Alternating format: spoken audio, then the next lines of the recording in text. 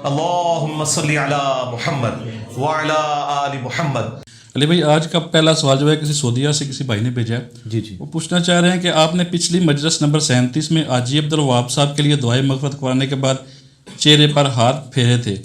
یہاں سعودیہ میں بعض سلفی علماء چہرے پر ہاتھ پھیرنے کو بدعت کہتے ہیں، پلیز اس مسئلے کی وضاحت فرما دیں۔ میرے بھائی، یہ بہت کریٹیکل ایشو ہے، اس کی میں نے پہلے بھی کئی دفعہ وضاحت کی ہے، آج بھی میں کر دیتا ہوں۔ یہ مسئلہ صرف چند سعودی علماء کا ہے۔ پاکستان میں جو اہل حدیث علماء ہیں وہ اس کو بدعت نہیں سمجھتے، سنتی کہتے ہیں۔ اب جو لوگ دلائل کی بنیاد کے اوپر چیزوں کو ماننے والے ہیں ان کے لیے تو ہم دلائل سامنے رکھ دیتے ہیں۔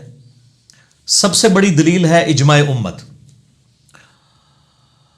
المستدرک للحاکم میں صحیح سند کے ساتھ یہ حدیث موجود ہے، انٹرنیشنل نمبر کے مطابق 399 کتاب العلم چیپٹر میں، کہ اللہ کے محبوب صلی اللہ علیہ وآلہ وسلم نے ارشاد فرمایا، اللہ تعالیٰ میری امت کو کبھی بھی گمراہی پر جمع نہیں ہونے دے گا۔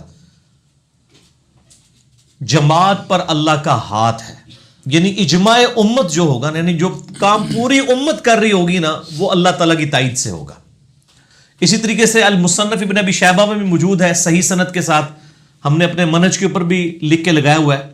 انٹرنیشنل نمبر کے مطابق 22,990 نمبر اثر ہے۔ سیدنا عمر فاروق رضی اللہ تعالیٰ عنہ نے کوفے کے قاضی شریح کو خط لکھا کہ جب کبھی بھی تجھے کوئی مسئلہ ہو تو سب سے پہلے کتاب اللہ میں اسے دیکھو، اگر کتاب اللہ میں نہ پاؤ تو پھر سنت میں دیکھو، سنت میں بھی نہ پاؤ تو پھر امت کے اجماع میں دیکھو کہ امت کیا کر رہی ہے، اجماع میں بھی نہ پاؤ تو پھر اجتہاد کر لو، اور اگر اجتہاد نہ کرو تمہارے حق میں بہتر ہے، اس میں تمہارے پاس آپشن موجود ہے۔ دعا میں دعا کرنے کے بعد چہرے پر ہاتھ پھیرنا، یہ مسلمانوں میں عملی تواتر اور اجماع سے ثابت ہے۔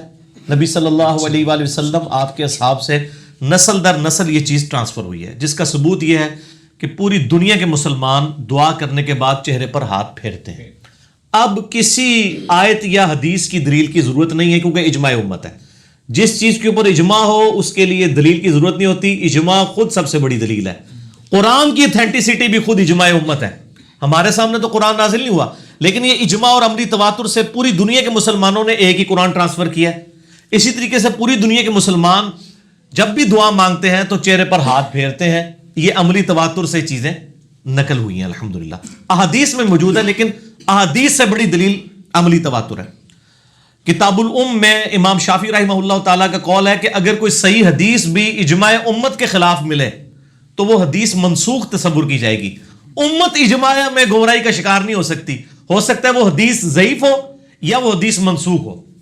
کسی صحیح حدیث میں نہیں آیا کہ مردے کو قبلہ رخ دفنانا ہے، یہ عملی تواتر اور اجماع سے ٹرانسفر ہوا ہے۔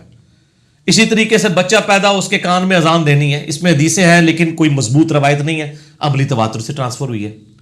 تو یہ بھی عملی تواتر سے ٹرانسفر ہوئی ہے چیز کہ چہرے پہ ہاتھ پھیرنے ہیں۔ اور اس کی دلیل میں ایک ضعیف روایت بھی ہے جامعہ ترمذی کے اندر، مشکات المصابیح کی دوسری جلد کے سٹارٹ میں آپ کو کتاب الدعا چیپٹر میں یہ ساری احادیث انشاءاللہ انٹلیکچوئل فارم میں مل جائیں گی۔ میں بار بار کہتا ہوں کہ یہ مشکات جو ہے نا جی، انسائکلوپیڈیا آف حدیث ہے، یہ ضرور ڈاؤن لوڈ کریں فری ہماری ویب سائٹ ahlsunnatpak.com سے۔ 18 MB کی 3 فائلیں ہیں، 6294 احادیث کا مجموعہ ہے، بخاری، مسلم، ابو داؤد، ترمذی، نسائی، ابن ماجہ، جتنی مین سٹریم کی اہل سنت کی کتابیں ان کے یہ نوٹس ہیں۔ اس میں کتاب الدعا چیپٹر آپ کھولیں تو آپ کو ترمذی کے حوالے سے روایت ملے گی کہ نبی صلی اللہ علیہ وآلہ وسلم جب بھی دعا کرتے تو دعا کے بعد چہرے پر ہاتھ پھیرا کرتے تھے اور اس کی تعلیم فرمایا کرتے تھے، لیکن یہ روایت اصول محدثین کے اوپر کمزور ہے۔ البتہ اسی حدیث کے فٹ نوٹ پہ شیخ زبیر صاحب نے لکھا ہے کہ چونکہ صحیح سند سے یہ چیز ثابت ہے کہ عبداللہ ابن عمر رضی اللہ تعالیٰ عنہما اور عبداللہ ابن زبیر رضی اللہ تعالیٰ عنہما دو جلیل القدر نہ صرف صحابی ہیں بلکہ فقیہ صحابہ میں سے ہیں۔ ان کے بارے میں الادب المفرد میں انٹرنیشنل نمبر کے مطابق 609 نمبر اثر ہے کہ یہ دعا کے بعد اپنے چہرے پر ہاتھ پھیرا کرتے تھے۔ جب صحابہ سے عمل ثابت ہو جائے گا تو ظاہر دین تو صحابہ سے ٹرانسفر ہوا ہے، تو اس کو فٹ نوٹ پہ انہوں نے لکھ دیا۔ اب میں اس میں آپ کو مزے کی بات بتاؤں، یہ الادب المفرد کی روایت جو ہے نا بالکل سونے کی مہر صحیح ہے۔ آج سے کچھ عرصہ پہلے کی بات ہے، کوئی 4-5 سال پہلے آلموسٹ، سعودیہ سے مجھے نا ایک بھائی نے ای میل کی کہ جی یہاں پہ علماء کہتے ہیں چہرے پہ ہاتھ پھیرنا جو ہے وہ بدعت ہے. میں نے کہا جی یہاں پہ تو ایسے کوئی اہل حدیث علماء نہیں جو یہ بات کرتے ہوں, بلکہ دارالاسلام والوں نے جو نماز نبوی چھاپی ہے, جو پوری دنیا میں سب سے بڑا اہل حدیث کا ادارہ ہے, انہوں نے باقاعدہ یہ والی روایت الادب المفرد کی 609 نقل کی ہے کہ چہرے پہ ہاتھ پھیرے جائیں دعا کے بعد. تو انہوں نے کہا یہاں پہ کچھ علماء عرب ہیں جو نہیں مانتے, تو ان کے لیے آپ مجھے روایت بھیجیں. میں نے روایت بھیجی تو انہوں نے کہا یہ روایت تو کمزور ہے, اس میں فلاں راوی جو ہے وہ کمزور ہے. اچھا, جس راوی کے اوپر انہوں نے جرح کی نا, تو میں نے اس راوی کو مکتبۃ شاملہ میں ڈالا, اور ڈالنے کے بعد جب صحیح بخاری کو سلیکٹ کیا تو کم از کم 12 حدیثیں اسی راوی سے صحیح بخاری میں تھی. الادب المفرد تو الگ سے امام بخاری کی کتاب ہے آداب کے اوپر. پھر میں نے بخاری کی وہ 12 حدیثیں ان کو بھیجی کہ اگر وہ روایت ضعیف ہے تو 12 یہ روایتیں بھی آپ فارغ کرو, بخاری کو تو آپ ضعیف کہنے کی ضرورت نہیں کسی کی. تو وہ عالم صاحب نے بات مانی تو نہیں, لیکن خاموش بھی ہو گئے. ظاہر ماننا تو نصیب والوں کا حصہ ہوتا ہے, لیکن خاموشی بھی بہت بڑی کامیابی ہے. تو یہ الحمدللہ روایت بالکل صحیح ہے. اور اس کے بعد یہ بھی یاد رکھیے گا کہ ہاتھ اٹھا کے دعا کرنا یہ اللہ تعالیٰ کو بڑا محبوب ہے.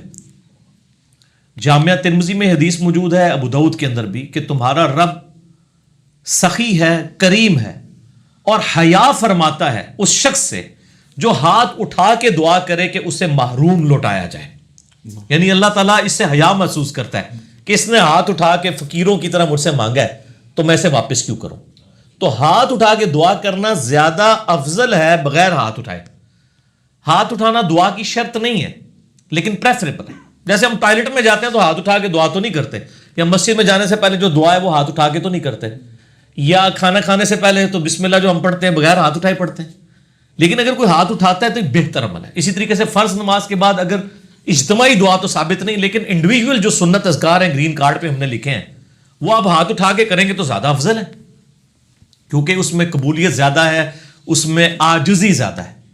اور یہ حدیث جو میں نے بتائی نا, یہ ابو داؤد ترمذی والی تو روایت کمزور ہے, لیکن المستدرک الحاکم میں بالکل صحیح سند سے ثابت ہے کہ نبی علیہ السلام نے فرمایا کہ تمہارا رب حیا فرماتا ہے اس شخص سے جو ہاتھ اٹھا کے دعا کرے کہ اسے محروم لوٹائے. ترمذی ابو داؤد کی روایت کمزور ہے, اس لیے میں نے حاکم کی روایت کا ذکر کیا. اور نبی علیہ السلام سے ایون قبرستان میں بھی ہاتھ اٹھا کے دعا مانگنا ثابت ہے. حالانکہ اس میں شائبہ ہو سکتا ہے کہ وہ قبر سے مانگ رہا ہے, لیکن نبی علیہ السلام صحیح مسلم میں اوپر تلے کئی احادیث ہیں کہ نبی صلی اللہ علیہ وآلہ وسلم کے بارے میں اما عائشہ کہتی ہیں ایک دن میری باری تھی تو میرے ساتھ آپ صلی اللہ علیہ وآلہ وسلم آرام فرما تھے. آپ نے گمان کیا کہ میں سو گئی ہوں, تو آپ چپکے سے اٹھے اور بقیع غرقد مدینہ شریف کے قبرستان کی طرف گئے. تو کہتی ہیں کہ میں بھی چپکے سے, میں نے بھی چادر لی اور پردہ کر کے میں بھی پیچھے پیچھے چپکے سے آپ کی یعنی جاسوسی کے لیے کہ آپ کدھر جا رہے ہیں.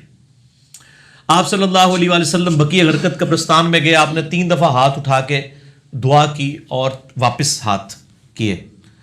اور جب وہ واپس مڑنے لگے تو اما عائشہ کہتی ہیں میں بھی تیزی سے بھاگتی ہوئی آئی, اپنے بسترے پہ لیٹ گئی, اور میں نے یہ ایکٹنگ کی کہ بھی میں تو سو رہی تھی, لیکن ظاہر وہ سانس چڑھا ہوا تھا, پیٹ پھولا ہوا تھا. اما عائشہ کہتی ہیں میرے سانس بھی تھا, پیٹ بھی پھولا ہوا تھا. نبی علیہ السلام نے آتے ہی مجھے کہا کہ تم نے کیا گمان کیا کہ اللہ اور اس کا رسول تم سے خیانت کریں گے؟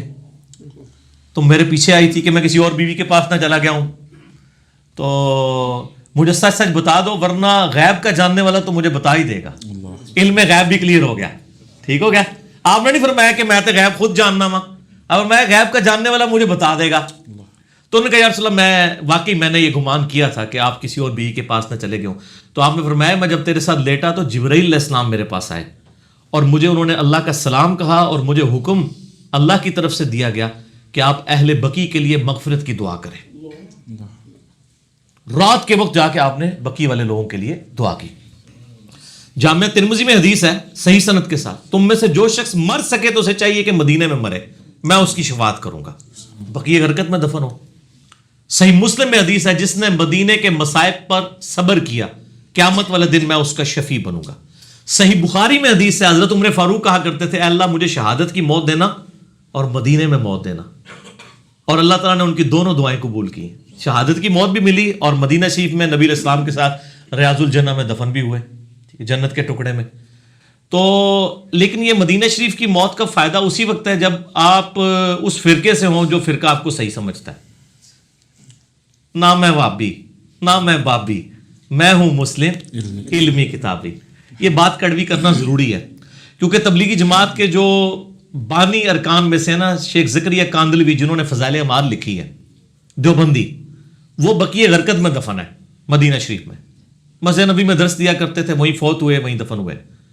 لیکن پاکستان کے کسی بریلوی عالم سے کہیں کہ وہ بقیع غرقد میں دفن ہے تو آپ جنت کا سرٹیفکیٹ ان کو دیں کیونکہ وہ تو اہل مدینہ میں سے. کہیں گے نہیں جی، مر گیا مردود، نہ فاتحہ نہ درود، گستاخوں کو کہاں سے جنت ملنی ہے. اچھا، دوسری طرف الیاس قادری صاحب جو ہیں وہ گرین پگڑی جو باندھتے ہیں، ان کے جو پیر و مرشد ہیں ضیاء الدین مدنی، وہ احمد رضا بریلوی صاحب کے خلفاء میں سے تھے.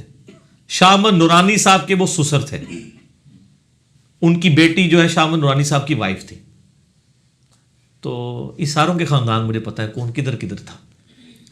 تو وہ بھی مدینہ شریف میں دفن ہے بقیع غرقد میں.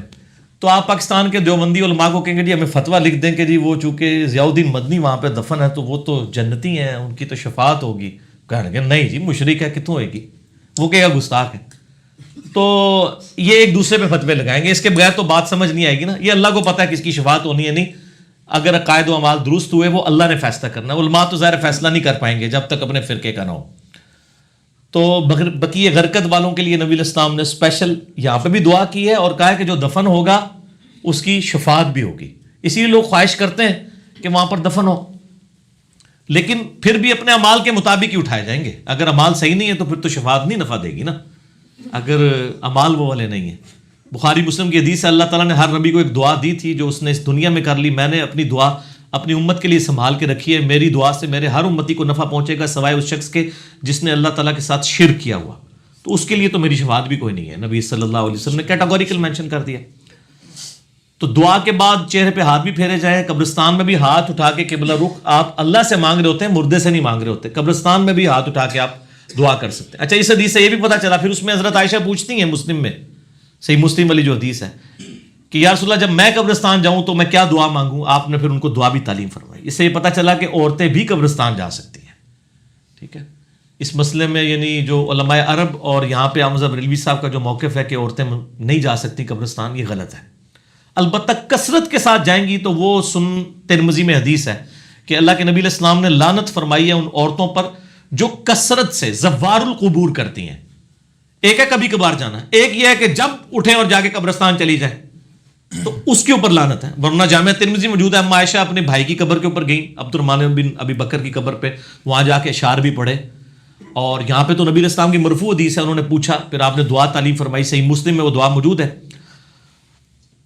السلام علیکم اہل الدیار من المؤمنین والمسلمین وانا انشاء اللہ بکم للاحقون نسأل اللہ لنا ولکم العافیہ. تم پر سلامتی ہو اے مومنین اور مسلمین جو اس قبرستان میں دفن ہو، چاہے مرد ہو یا عورتیں ہو. ہم اپنے لیے اور تمہارے لیے مغفرت کا سوال کرتے ہیں اور ہم بھی مر کر تمہارے ساتھ ملنے والے ہیں. یعنی تم تو ہم سے پہلے چلے گئے ہو، ہم نے بھی لوٹ کے وہیں آنا ہے. تو قبرستان میں مردوں کے لیے دعا کرنی ہوتی ہے، نہ کہ ان سے اپنے لیے مانگنا ہوتا ہے. ٹھیک ہو، تو قبرستان میں بھی ہاتھ اٹھا کے دعا کر سکتے ہیں. اس کے بعد چہرے پہ ہاتھ پھیرنا، یعنی یہ پسندیدہ عمل ہے، نبی علیہ السلام کی سنت ہے، عملی تواتر ہے، اجماع کے ذریعے ٹرانسفر ہوا ہے. لہذا اس کے اوپر جو لوگ حملہ کرتے ہیں تو ان کو اپنا یعنی علمی علاج کروانا چاہیے. یہ کوئی بدعت نہیں ہے، یہ الحمدللہ صحابہ اکرام کی سنت ہے اور عملی تواتر اور اجماع سے ثابت ہے. ٹھیک ہو گیا جی. علی بھائی، دوسرا سوال جو ہے وزیر اعظم عمران خان صاحب کے لیے. بھائی پوچھنا چاہ رہے ہیں کہ وزیر اعظم عمران خان صاحب نے 12 ربیع الاول کے حوالے سے ہونے والی رحمت للعالمین کانفرنس میں سیدنا علی علیہ السلام کے حوالے سے ایک سٹیٹمنٹ دی کہ ان کے حالات و واقعات کا ڈیٹیل ذکر تاریخ میں نہیں ملتا. علی علیہ السلام نہیں ہے، عیسیٰ علیہ السلام کے بارے میں. سوری، عیسیٰ علیہ السلام. ہاں عیسیٰ علیہ السلام. اچھا ہاں، وہ میں نے سنی ہے. اچھا آگے. اس پر ایک دیوبندی مولانا زاہد الراشدی صاحب نے ان پر گرفت کی ہے کہ گرفت کی بلکہ جہالت کا فتویٰ بھی لگا دیا ان کو. اس حوالے سے آپ. ہاں جی، میں نے وہ سنا ہے جی، رحمت للعالمین کانفرنس میں جو پرائم منسٹر کا خطاب ہے وہ بھی میں نے سنا ہے. اور یہ جو زاہد راشدی صاحب ہیں، یہ اس وقت یعنی آپ سمجھ لیں دیوبند کے ٹاپ کے علماء میں سے اور ڈیسنٹ لوگوں میں سے ایک ہیں، گجرانوالہ کے. اور یعنی ان سے ایکسپیکٹ نہیں تھا کہ اس قسم کی سٹیٹمنٹ دیتے، لیکن وہ میں نے ان کی یعنی ویڈیو دیکھی، مجھے بھی دکھ ہوا کہ یعنی وہ بیسیکلی تعریف تو کر رہے تھے پرائم منسٹر کے خطاب کی. خطاب تو بہت اچھا انہوں نے کیا تھا، لیکن ساتھ انہوں نے کہا جی تھوڑی سی ان کی کلیریفیکیشن. ظاہر ہے علماء کی ایک عادت بھی ہوتی ہے نا کہ وہ اپنا بھی معاملہ بیچ میں ضرور رکھتے ہیں کہ تاکہ یہ پتہ چلے کہ یہ تو ایک کلین شیو آدمی ہے, اس نے کدھر جا کے تو اتنی بڑی بات کر دی ہے, ہم بھی نے بھی کچھ عرض کیا ہے, تو وہ اس چکر میں عرض کر دیتے ہیں. پرائم منسٹر نے یہ سٹیٹمنٹ دی تھی کہ نبی علیہ السلام کے تاریخی حالات ڈیٹیل کے ساتھ ہمیں تاریخ میں ملتے ہیں, حضرت موسیٰ علیہ السلام کے بھی ڈیٹیل سے ملتے ہیں, لیکن عیسیٰ علیہ السلام ہسٹری میں ان کے واقعات اور حالات ڈیٹیل سے نہیں ملتے. تو سر یہ کون سی انہوں نے غلط بات کی ہے؟ اس کے جواب میں وہ زاہد راشدی صاحب کہتے ہیں کہ جی یہ اپنا علم درست کریں, یہ انہوں نے ورلڈ انسائکلوپیڈیا میں ایسی بات پڑھ لی ہے, وہاں پہ یہ لکھا ہوا ہے. حضرت عیسیٰ علیہ السلام کے حالات و واقعات تو قرآن اور حدیث میں ڈیٹیل سے موجود ہیں. سر اگر ڈیٹیل سے موجود ہیں تو آپ نکالیں. اس سے پہلے تو آپ لوگ ایک ٹکٹ میں دوسرا مذہب بھی کرتے رہے, اب یہ مذہب بھی کرتے ہیں, پوری دنیا کو آپ یہ کہانی کرواتے رہے کہ عیسیٰ علیہ السلام نے شادی نہیں کی ہے اور نکاح آدھا دین ہے. حضرت عیسیٰ علیہ السلام انسانیت کے لیے رول ماڈل ہو ہی نہیں سکتے کیونکہ انہوں نے شادی نہیں کی ہوئی تھی. یہ کہانی کراتے تھے نا, اکثر کرسچنس کو بھی کہتے ہوئے نظر آتے ہیں, اور مسلمانوں میں بھی جب سیرت النبی کی بات ہوتی ہے تو یہ علماء ہی آپ کو بتا رہے ہوتے ہیں دیکھیں جی نبی علیہ السلام کی تو شادیاں تھیں, پھر وہ بلکہ واقعات بنائے ہوئے ہیں کہ جی ایک عیسائی اور مسلمان کی بحث ہوئی کہ تیرا دین بہتر کہ میرا بہتر, تو وہ مسلمان نے اس کو لاجواب کر دیا یہ کہہ کہ تمہارے نبی نے تو شادی نہیں کی تھی, تو شادی تو آدھا دین ہے, آئلی زندگی کے لیے تو ہمارے نبی جو ہے آئیڈیل ہے, تمہارے نبی نے تو شادی کی نہیں, واقعی عیسیٰ علیہ السلام نے شادی نہیں کی تھی. اب وہ جب دوبارہ زمین پہ آئیں گے تو اس وقت وہ شادی کریں گے, وہ ایک علیحدہ سے ٹاپک ہے. تو اس وقت تو یہ اس ٹکٹ میں یہ مزہ لیا کرتے تھے کہ تو ان کے تو حالات و واقعات اس طرح ڈیٹیل سے نہیں ملتے. قرآن پاک میں تو ان کے معجزات کا ذکر ہے, ان کی معجزانہ پیدائش کا ذکر ہے, حضرت سیدہ مریم کا تھوڑا بہت ذکر ہے, باقی ان کی بایوگرافی تو قرآن پاک میں نہ حدیث میں کہیں موجود ہے. آپ کے بزرگوں نے قصہ کہانیاں لکھی ہیں تو وہ لکھی ہوں گی, قرآن و حدیث میں ڈیٹیل بایوگرافی واقعی نہیں آئی ہے. ظاہر ہے کہ وہ اس طرح صاحب امت پیغمبر بھی نہیں تھے, صرف 12 واری ان کی زندگی میں ان پر ایمان لے کے آیا زندہ اٹھائے جانے سے پہلے. اور حضرت موسیٰ علیہ السلام ظاہر ہے کہ وہ 6 لاکھ کا لشکر لے کے نکلے ہیں 12 قبائل کا, تو وہ تو ایک ڈیٹیل ان کے ساتھ تو ساری چیزیں. پھر قرآن پاک میں بھی ان کے واقعات کے ہی ایک واقعات ذکر ہوئے ہیں. حضرت موسیٰ علیہ السلام کا ذکر جتنی ڈیٹیل سے آیا اتنا تو اور کسی پیغمبر کا نہیں. 125 دفعہ تو صرف نام آیا قرآن میں حضرت موسیٰ علیہ السلام کا. تو پھر انہوں نے حکومت بھی ان کے ماننے والوں نے اسٹیبلش کی. عیسیٰ علیہ السلام کے تو فالوورز نے کوئی حکومت اسٹیبلش نہیں کی, وہ تو کافی عرصے کے بعد رومن امپائر کا جو بادشاہ تھا اس نے عیسائیت قبول کر لی تھی, اس کی وجہ سے عیسائیت دنیا میں پھیلی ہے. ادروائز تو حضرت عیسیٰ علیہ السلام یعنی دنیاوی اعتبار سے اپنی مبارک زندگی کے اندر کوئی اتنی کامیاب زندگی دنیاوی اعتبار سے نہیں تھی, چونکہ اللہ کے نزدیک تو کوانٹٹی اتھینٹسٹی نہیں ہے, کوالٹی ہے, ایز کمپیئر ٹو حضرت موسیٰ علیہ السلام کے یا ہمارے نبی علیہ السلام کے کہ جن کے ساتھ ہزاروں جانسار لوگ شامل تھے, ان کی چیزوں کو سیو کیا.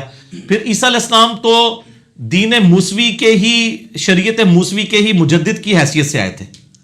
وہ نئی تو کوئی شریعت لے کے نہیں آئے, وہ بنی اسرائیل کی طرف ہی آئے تھے. 10 کمانڈمنٹس وہی انہوں نے سکھائی ہیں. انجیل کے اندر نئی شریعت نہیں تھی بلکہ شریعت موسوی ہی تھی. اسی لیے کہا جاتا ہے نا کہ ان کی شریعت جو ہے تورات تھی اور حکمت جو ہے انجیل کے اندر موجود ہے. تو عمران خان صاحب کی سٹیٹمنٹ بالکل ٹھیک تھی. اور پھر وہ مدینے کی ریاست کے کانٹیکسٹ میں بات کر رہے تھے کہ مدینے کی ریاست کے جو خد و خال ہیں وہ ظاہر ہے یا تو نبی علیہ السلام سے آپ کو ملیں گے یا بنی اسرائیل میں حضرت موسیٰ علیہ السلام یا ان کے فالوورز میں سے, کیونکہ انہوں نے باقاعدہ طور پہ حکومتیں قائم کر لی تھیں. حضرت موسیٰ کی زندگی میں تو نہیں ہوئی لیکن ان کے جو خلیفہ اول تھے یوشع ابن نون, انہوں نے یروشلم کو فتح کر لیا تھا, وہاں پہ حکومت قائم کی تھی. حضرت عیسیٰ علیہ السلام نے کون سی حکومت قائم کی ہے؟ ان کے تو قتل کے فتوے جاری ہو گئے تھے, ان کو تو اللہ تعالیٰ نے زندہ اٹھایا ہے. ان کو یعنی زندگی میں یعنی علماء یہود نے ہی نہیں سانس لینے دیا, یروشلم میں ان کے اوپر فتوے لگاتے تھے. لہذا جب مدینے کی ریاست کی بات ہوگی تو ظاہر ہے نبی علیہ السلام یا حضرت موسیٰ علیہ السلام کے فالوور یوشع ابن نون یہ لوگ ہی رول ماڈل ہوں گے نا جنہوں نے پریکٹیکلی وہ حکومتیں قائم کی ہیں. تو اس کانٹیکسٹ میں عمران خان صاحب نے بات بالکل ٹھیک کی تھی. اب علماء اس قسم کی فنی غلطیاں کرتے ہیں, پھر جب ہم ان کے اوپر گرفت کرتے ہیں تو یہ کہتے ہیں جی علماء کے خلاف بولتا ہے.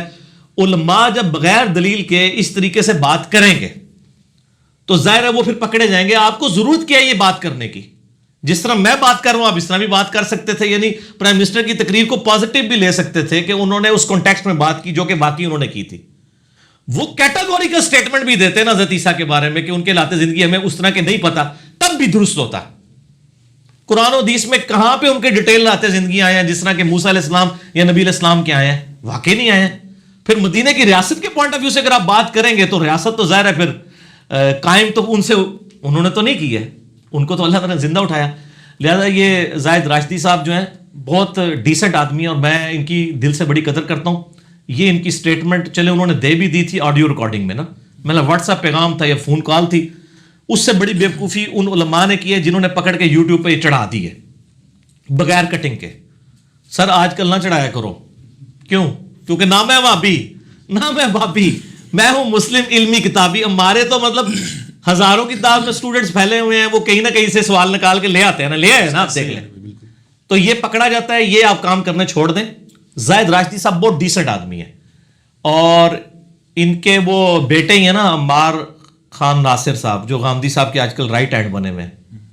وہ دیوبندی عالم ہے لیکن پھر وہ غامدی صاحب کے شاگرد ہو گئے اور پھر تھیندے تھیں گے. تو اس میں بھی میں ان کی پازیٹیونیس کہتا ہوں, کیونکہ انہوں نے ان کو اجازت دی تھی کہ آپ غامدی صاحب سے بھی جا کے پڑھیں.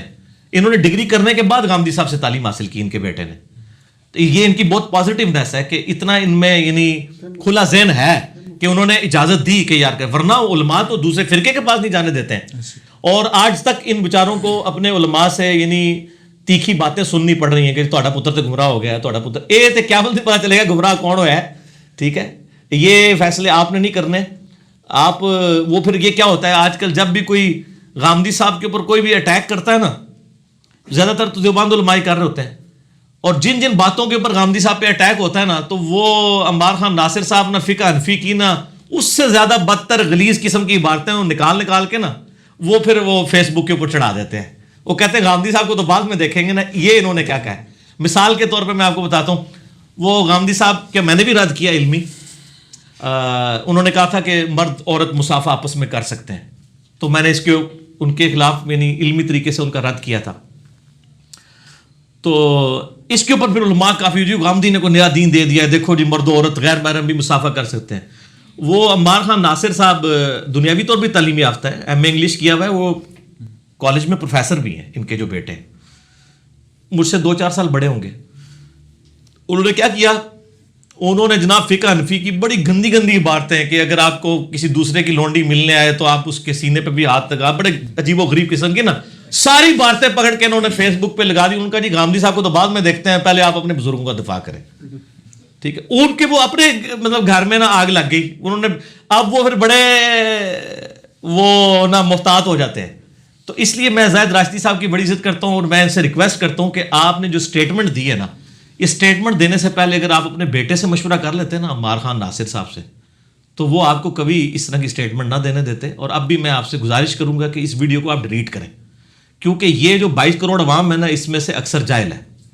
آپ نے تو صرف کہا نا کہ حضرت عیسیٰ کے بارے میں ان کی اسٹیٹمنٹ غلط ہے, عوام نے ایک صفر اور لگانا ہے, پھر ایک اور آئے گا اس نے 2 صفریں اور لگانا ہے, یعنی 10 کو 1000, 1000 کو لاکھ بنا دینا ہے, اور الٹیمیٹلی کلیئر ہونا ہے کہ جی پرائم منسٹر نے حضرت عیسیٰ علیہ السلام کی گستاخی کر دی ہے. سر یہ جو گستاخی والی تلوار لٹکائی ہوئی ہے نا اس امت کے اوپر آپ لوگوں نے, آپ بہت خطرناک کھیل کھیلتے ہیں. آپ اسٹیٹمنٹ دے کے سائڈ پہ ہو جاتے ہیں, لیکن آپ کو پتہ نہیں کہ کسی بندے کی آپ زندگی اجاڑ دیں گے. پاکستان کے معاشرے میں پرہیز کیا کریں اس طرح کی اسٹیٹمنٹ دینے سے, اور مہربانی کریں یہ جن لوگوں نے بھی چڑھائی ہوئی ہیں ویڈیوز, یہ ویڈیو ڈیلیٹ کریں, اور پرائم منسٹر کو جو ہے وہ جہلا کے شر سے محفوظ رکھے, کیونکہ یہ اگر محفوظ ہوں گے کل کو آپ بھی محفوظ ہوں گے, کیونکہ آپ کو بھی پاکستان کی کروڑوں عوام گستاخ رسول سمجھتی ہے. جو بندیوں کو بریلوی گستاخ رسول سمجھتے ہیں نا, تو سر یہ آپ اپنے لیے خود گڑھا نہ کھودیں, اور یہ ویڈیو فوراً سے پہلے ڈیلیٹ کریں, اور آپ اپنے علم میں اضافہ کریں, اور ایک بار جھوم کے کہہ دیں کہ نہ میں وہابی نہ میں بابی, میں ہوں مسلم علمی کتابی. ٹھیک ہو, جزاکم اللہ خیر. علی بھائی, اسلام میں قدریہ کا فرقہ کون سا گزرا ہے اور جبریہ کا گروہ کون سا تھا, اس بارے میں وضاحت فرما دیں. قدریہ اور جبریہ یہ 2 ایکسٹریم رویے ہیں جی اسلام میں. ایک آپ سمجھ لیں عباسی دور کے اندر نا, جب فلسفے کی کتابیں عربی میں ٹرانسلیٹ ہونی شروع ہوئی نا گریک کی طرف سے, تو یہاں پہ بھی منطق کی بحثیں شروع ہو گئی. اللہ تعالیٰ کی صفات کے پوائنٹ آف ویو سے قرآن حکیم میں جو کچھ اللہ تعالیٰ کے بارے میں ذکر ہوا ہے, ان میں ایک ایشو جس کو بہت ہائی لائٹ کیا گیا وہ مسئلہ تقدیر تھا. تو قدریہ ایسا گروہ ہے جو تقدیر کا انکار کرتے ہیں. وہ کہتے ہیں انسان اپنے اچھے اور برے کا خود مالک ہے, اپنی تقدیر بھی خود بناتا ہے. کسی حد تک بات درست ہے لیکن ایبسولوٹلی درست نہیں ہے. یعنی میں نے اپنے ماں باپ تو خود نہیں چوز کیے ہیں، اپنے حالات و واقعات میں نے تو نہیں چوز کیے ہیں، اپنی ذہانت تو میں نے چوز نہیں کی ہے، جو گاڈ گفٹڈ صلاحیت تھی اس کو لے کے چلتا ہوں، اپنا جینڈر میں نے چوز نہیں کیا میل اور فیمیل کے پوائنٹ آف ویو سے. تو وہ پھر اس ایکسٹریم پہ گئے، اور نبی علیہ السلام نے پہلے اس کی پریڈکشن فرما دی تھی. صحیح مسلم کی پہلی حدیث ہی قدریہ کے بارے میں. صحیح مسلم میں کتاب الایمان چیپٹر میں پہلی 92 روایتیں جو ہیں وہ مقدمے کی ہیں. 93 نمبر روایت جو ہے نا وہ مسلم کی پہلی حدیث ہے، لیکن اس کا نمبر 93 ہے کیونکہ 92 جو ہیں وہ حجیت حدیث اور حدیث صحیح اور ضعیف، اس کا فرق کیوں ضروری ہے اس کے اوپر امام مسلم نے مقدمے میں لی ہیں. 93 ہے حدیث جبریل، بڑی مشہور ہے. مشکات میں آپ کو پہلی حدیث ہی حدیث جبریل ملے گی، لیکن وہ الفاظ مشکات والوں نے سکپ کر دیے ہیں، شروع کے بیچ والے الفاظ ہیں وہ میں آپ کو بتا دیتا ہوں کہ عبداللہ بن عمر کے پاس 2 تابعین حاجیہ عمرے کے موقع پر ملنے کے لیے آتے ہیں، اور وہ ان سے کہتے ہیں کہ جی ہمارے علاقے میں کچھ لوگ ہیں جو درس قرآن بڑے شوق سے دیتے ہیں اور قرآن کی بڑی باریکیوں کو بھی ڈسکس کرتے ہیں، لیکن ساتھ ہی ساتھ وہ یہ کہتے ہیں کہ تقدیر کوئی چیز نہیں ہے. تو حضرت عبداللہ بن عمر نے فرمایا کہ سب سے پہلے تو میرا پیغام ان کو دے دو کہ یہ لوگ احد پہاڑ کے برابر سونا بھی خیرات کر دینا، اللہ تعالیٰ ان کا کوئی عمل قبول نہیں کرے گا جب تک تقدیر پر ایمان نہ لائیں. پھر انہوں نے یہ سٹیٹمنٹ دینے کے بعد اس کی دلیل بھی پیش کی. انہوں نے کہا کہ میرے والد عمر ابن خطاب نے مجھے خود بتایا کہ ایک دفعہ ہم نبی صلی اللہ علیہ وآلہ وسلم کے پاس بیٹھے ہوئے تھے، ایک شخص آیا جس کے سفید کپڑے تھے اور کالے سیاہ بال تھے، لیکن وہ ہم میں سے کوئی بھی اس کو جانتا نہیں تھا، وہ پردیسی لگ رہا تھا، لیکن اس کے جسم پہ سفر کے آثار بھی کوئی نہیں تھے. ظاہر اس زمانے میں کوئی سفر کر کے آئے، اونٹ پہ بیٹھ کے آئے تو کپڑے ہی بتا دیں گے. بالکل سفید کپڑے پہنے ہوئے اور کالے بال ہیں، اور سیدھا سب کو کراس کرتا ہوا نبی علیہ السلام کے سامنے بیٹھ گیا. آپ کے گھٹنوں کے ساتھ گھٹنے اس نے جوڑ لیے، یعنی آپ دوزانوں بیٹھے تھے تو وہ اتنا فریک ہوا کہ حضور کے گھٹنوں کے ساتھ گھٹنے جوڑ دیے اور کہا یا رسول اللہ صلی اللہ علیہ وسلم میں آپ سے کچھ سوال کرنا چاہتا ہوں. آپ نے فرمایا پوچھو. اس نے کہا بتائیے کہ اسلام کیا ہے. تو آپ نے فرمایا کہ اسلام یہ ہے کہ تم گواہی دو لا الہ الا اللہ محمد رسول اللہ صلی اللہ علیہ وسلم. یہ کہتا نہیں پہلا کلمہ ہی حدیث میں کوئی نہیں سر، پہلی حدیث میں پہلا کلمہ لکھا ہوا ہے صحیح مسلم کی 93 نمبر. ٹھیک ہے. اور پھر آپ صلی اللہ علیہ وسلم نے فرمایا کہ نماز قائم کرو، زکوٰۃ دو، رمضان کے روزے رکھو، اور استطاعت ہو تو اللہ کی راہ میں حج کرو. پھر اس نے پوچھا کہ آپ مجھے بتائیں ایمان کے بارے میں. تو آپ نے فرمایا کہ ایمان یہ ہے کہ تم ایمان لاؤ، یعنی یقین کرو اللہ پر، اس کے فرشتوں پر، اس کے رسولوں پر، اس کی کتابوں پر، اور تقدیر کے اچھے اور برے ہونے پر. یہ الفاظ بھی تھے. یعنی ایمان مکمل ہی نہیں ہوتا جب تک آپ تقدیر کا اچھا اور برا ہونا تسلیم نہ کر لیں.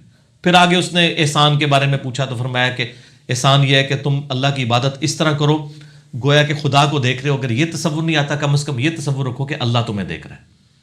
پھر پوچھا کہ قیامت کے علم کے بارے میں بتائیں. تو انہوں نے کہا کہ پوچھنے والے سے زیادہ نہیں جانتا بتانے والا قیامت کا علم. البتہ قیامت کی نشانیاں آپ نے بیان فرمائی کہ جو ہے وہ غریب قسم کے عرب کے لوگ اونچے اونچے محلات میں یعنی وہ پھریں گے، جو آپ بلڈنگیں وہاں پہ بننے شروع ہو گئی ہیں، اور کافی ساری ڈیٹیل چیزیں اس میں آتی ہیں. بہرحال اصل مقصد وہ والا پورشن تھا تقدیر والا. تو تقدیر کا اچھا اور برا ہونا اللہ تعالیٰ کی طرف سے، لیکن انسان نے اپنی کوشش جاری رکھنی ہے. اب مسئلہ تقدیر بہت سینسٹیو ہے، میں اس کو یہاں پہ چھوڑ رہا ہوں چونکہ مسئلہ قدریہ کے بارے میں ہم ڈسکس کر رہے ہیں. تو مسئلہ تقدیر پہ آپ مسئلہ نمبر میرا 104 ABC 3 لیکچرز میں نے 200 آیات قرآن سے کور کی تھی مسئلہ تقدیر کے اوپر. تو یہ لوگ یعنی جو قدریہ ہیں ان کے بارے میں سنن نبی داؤد میں یہاں تک حدیث ہے کہ میری امت کے مجوسی ہیں قدریہ، یہ مر جائے ان کا جنازہ نہ پڑھو، یہ بیمار ہو جائے ان کی عادت نہ کرو. ابو داؤد میں حدیث ہے عبداللہ بن عمر کو کسی نے یعنی سلام بھیجا تو آپ نے اس کے سلام کا جواب نہیں دیا، فرمایا وہ قدریہ ہے، یعنی تقدیر کا منکر ہے. یعنی یہ وہ بدعت ہے جس کے اوپر یعنی وہ بدعتی والے فتوے لگتے ہیں.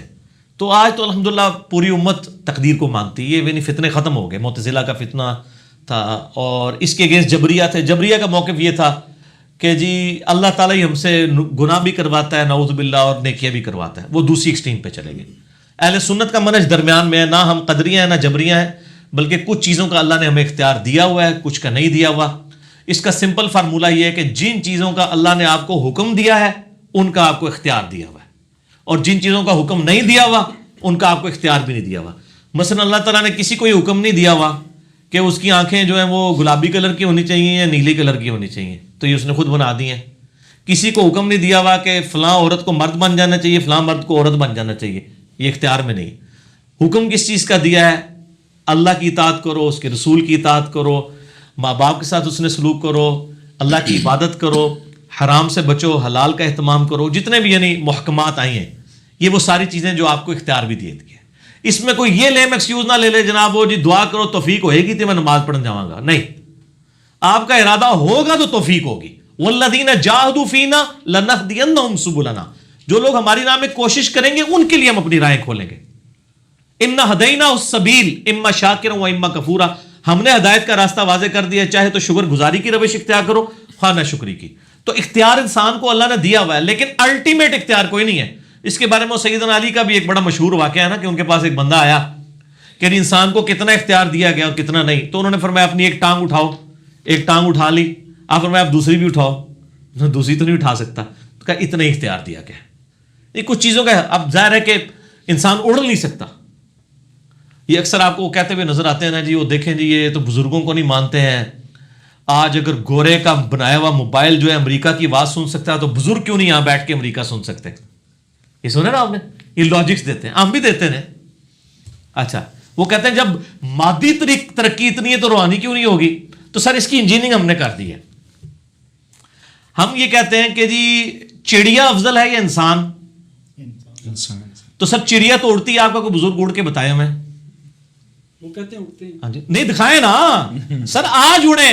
میں ذمہ داری پورے پاکستان کو آپ کے فرقے پہ لانا میرا کام ہے. ہم سارے میڈیا کو بلاتے ہیں, آپ ذرا بزرگوں کو کہ ذرا اڑ کے بتائیں. یہ ساری کہانی ہے نا, باتیں ہیں نا ساری. اور جی بسم اللہ پڑھے آتے جناب دریا پار کر لیا.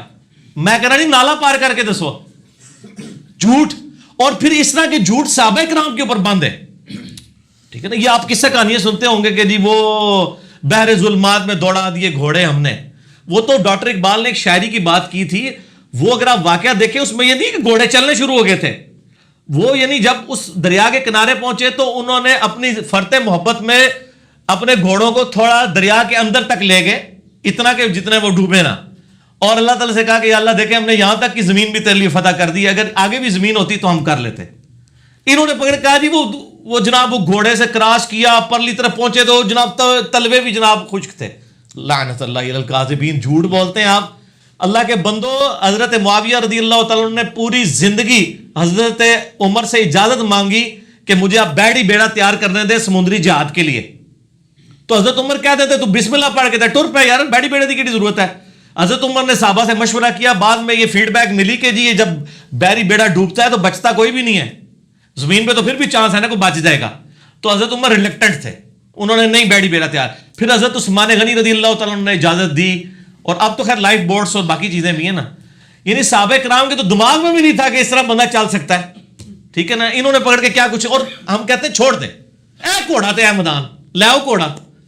ٹھیک ہے جی, میں تو یہ کہتا ہوں کہ اللہ کے بندو یہ کہتے ہیں نا جناب ہم جو ہے وہ ایک نگاہ مار کے یہ کر دیتے ہیں وہ کر دیتے ہیں, بڑا آسان سا فارمولہ ہے. آپ کہہ رہے ہیں نا میں جناب ایک بوئنگ 747 ارینج کرتا ہوں, اگر یہ قربانی امت کے لیے دینی پڑے تو ہم چندہ کٹھی کر کے بھی دے دیں گے. آپ کے سارے بزرگ اس میں سوار کرتے ہیں, اور جب وہ 10,000 فٹ کی بلندی پہ پہنچے نا تو ہم پائلٹ کو کہیں گے وہ پیراشوٹ سے کود جائے. اور ہم یہ بھی نہیں ریسٹرکشن لگاتے کہ بزرگ نگاہ مار کے وہ جہاز کو لینڈ کروا لیں. ہم بزرگوں کہتے ہیں وہ آ کے کاک پٹ میں بیٹھ کے لینڈ کروا کے بتا دیں. ہاں جی کرا سکیں گے. ہاں, اور جس کو زیادہ بزرگوں کے دفاع کا شوق ہے نا اس کو بھی ساتھ بٹھاتے ہیں, وہ بھی کہے گا نا جی میری توبہ, سب جھوٹ ہے. اے گھوڑا تے میدان, وہ جی بزرگ دل کا حال جان لیتے ہیں. میں نے ان کو کہا یار چھوڑ دو, دل تو بہت بڑی چیز ہے. میں اپنی میکینیکل انجینئرنگ کا, یہ بھی میکینیکل انجینئر میرے پاس بیٹھے ہوئے ہیں, مشین ڈیزائن کا فارمولہ لکھ کے دیتا ہوں, وہ دیکھ کے پڑھ کے بتا دے لکھا کیا ہوا ہے. دسو جی پڑھ سکیں گے؟ کوئی دنیا کا بزرگ پڑھ سکتا ہے. اور میں ابھی صرف پڑھنے کو کہہ رہا ہوں, یہ نہیں کہہ رہا کہ وہ بتائیں کہ اس کا مطلب کیا ہے, وہ تو کر ہی نہیں سکتے. صرف بتا دیں کہ اس میں جو سائنس ہیں, کچھ گریک ہے کچھ لیٹن کے جو الفابیٹس لکھے ہوئے ہیں, یہ کون کون سے ہیں ان کو صرف ریسائٹ کریں. میں نہیں پوچھوں گا تھیٹا کا مطلب کیا ہے یا سائی کا مطلب کیا ہے یا سگما کا مطلب کیا ہے, وہ تو سب تسی سارے رل کے بھی نہیں دس سکتے. ٹھیک ہے نا. تو یہ سب جھوٹے دعوے ہیں, اس طرح نہیں ہوتا. اللہ تعالیٰ پیغمبروں کو معجزات عطا فرماتا ہے. کرامت کو ہم مانتے ہیں, لیکن کرامت یہ نہیں ہوتی کہ وہ کر کے دکھا دے. ٹھیک ہے, وہ اللہ تعالیٰ جس کے ساتھ کوئی معاملہ کر دے, کوئی دعا کر دے, اس کی دعا قبول ہو جائے. اس طریقے سے چیزیں نہیں ہونے والی ہوتی ہیں. ٹھیک ہو گیا. تو وہ سوال ہی نہ کہیں رہ گیا. وہ سوال کون سا تھا؟ بھائی وہ قدریہ اور جبریہ. ہاں جی, قدریہ اور جبریہ. تو جبریہ کا موقف بھی غلط, قدریہ کا بھی غلط. درمیان کا منہج یہ ہے اہل سنت کا, کچھ چیزوں میں اللہ نے اختیار دیا ہے اور کچھ چیزوں میں نہیں دیا ہوا. جن کے بارے میں دیا ہوا ہے انہی کے بارے میں آپ سے پوچھا جائے گا, جن کے بارے میں نہیں دیا گیا آپ سے نہیں پوچھا جائے گا. ٹھیک ہو گیا. علی بھائی کیا قرآن حکیم کو بغیر حدیث کے سمجھا جا سکتا ہے؟ اگر نہیں تو کیا قرآن و حدیث کا محتاج ہے؟ قرآن حدیث کا محتاج ہے اس میں؟ یہ اہل حدیث نے زیادہ فتنہ کھڑا کیا جی. اور میں ان کے لیکچرز دیکھتا ہوں تو میں کہتا ہوں یار اتنی جرت یہ لوگ کرتے ہیں, اور وہ اس میں پرانے بزرگوں کے اقوال بھی لے کے آتے ہیں. وہ کہتے ہیں جی اگر کوئی شخص یہ کہے نا کہ قرآن حدیث کا محتاج ہے تو وہ تو صحیح سنی ہے, اور جو کہنا کہ حدیث قرآن کی محتاج ہے تو وہ گمراہ ہے. اور اس میں وہ حدیث کو نبی الاسلام کے ایکویلنٹ لے آتے ہیں, چونکہ وہ کہہ رہے ہیں نبی الاسلام کو آپ قرآن سے کمپیئر کریں. حدیث نبی الاسلام کا ایکویلنٹ نہیں ہے. حدیث ظاہر ایک علمی کوشش ہے, ہم تک پہنچی ہے, اس میں ضعیف روایتیں بھی پہنچی ہیں, صحیح بھی پہنچی ہیں, تواتر والی بہت تھوڑی ہیں, اس میں آپ اختلاف رائے کر سکتے ہیں. یہ اس طرح نہیں ہے. قرآن پاک ایز فار ایز عقائد آر کنسرن, قرآن پاک کسی حدیث کا محتاج نہیں ہے عقیدے کے پوائنٹ آف ویو سے, کیونکہ قرآن کا پرائمری ٹاپک ہی عقیدہ ہے. رہے اعمال تو وہ قرآن کا ٹاپک نہیں ہے. یہ اکثر لوگ کہتے ہیں کہ قرآن میں نماز کا طریقہ نہیں ہے, وہ تو حدیث میں ہے. تو قرآن کا ٹاپک یہ ہے بھی نہیں ہے. قرآن کی توہین ایسے مت کیا کریں. قرآن خود سنت اور حدیث کی طرف دھکیلتا ہے نا. من یطع الرسول فقد اطاع اللہ, جس نے رسول اللہ کی اطاعت کی اس نے اللہ کی اطاعت کی. عقیدے کے لیے قرآن پاک پرفیکٹ کتاب ہے. یہ پتہ کیوں کہہ رہے ہوتے ہیں؟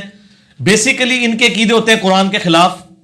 وہ قرآن کے خلاف عقیدے جسٹیفائی قرآن سے تو نہیں ہوتے ہیں, اس کے لیے وہ حدیث کا کہتے ہیں, لیکن حدیث بھی وہ جعلی جو ان کے بزرگوں نے گھڑی ہوئی ہیں, اور پھر اس کے بعد واقعات بھی بیان کرتے ہیں. ہم ان کو کہہ رہے ہوتے ہیں قرآن میں لکھا ہے ایاک نعبد و ایاک نستعین, اے اللہ تیری عبادت کرتے ہیں, تجھی سے مدد مانگتے ہیں دعا کے لیے. ایک تو ظاہری اسباب ہے, وہ تو آپ کسی سے لے سکتے ہیں. تو اس کے جواب میں نہ ان کے پاس کوئی آیت ہوتی ہے نہ کوئی حدیث ہوتی ہے. انہوں نے جواب میں شعر پڑھنا ہوتا ہے, سن فریاد پیرا دیا پیرا, میری فریاد سنی کن دھر کے ہو, بیڑا میرا بچ کپڑا دے جتھے مچ بھی نہ بہندے ڈردے ہو.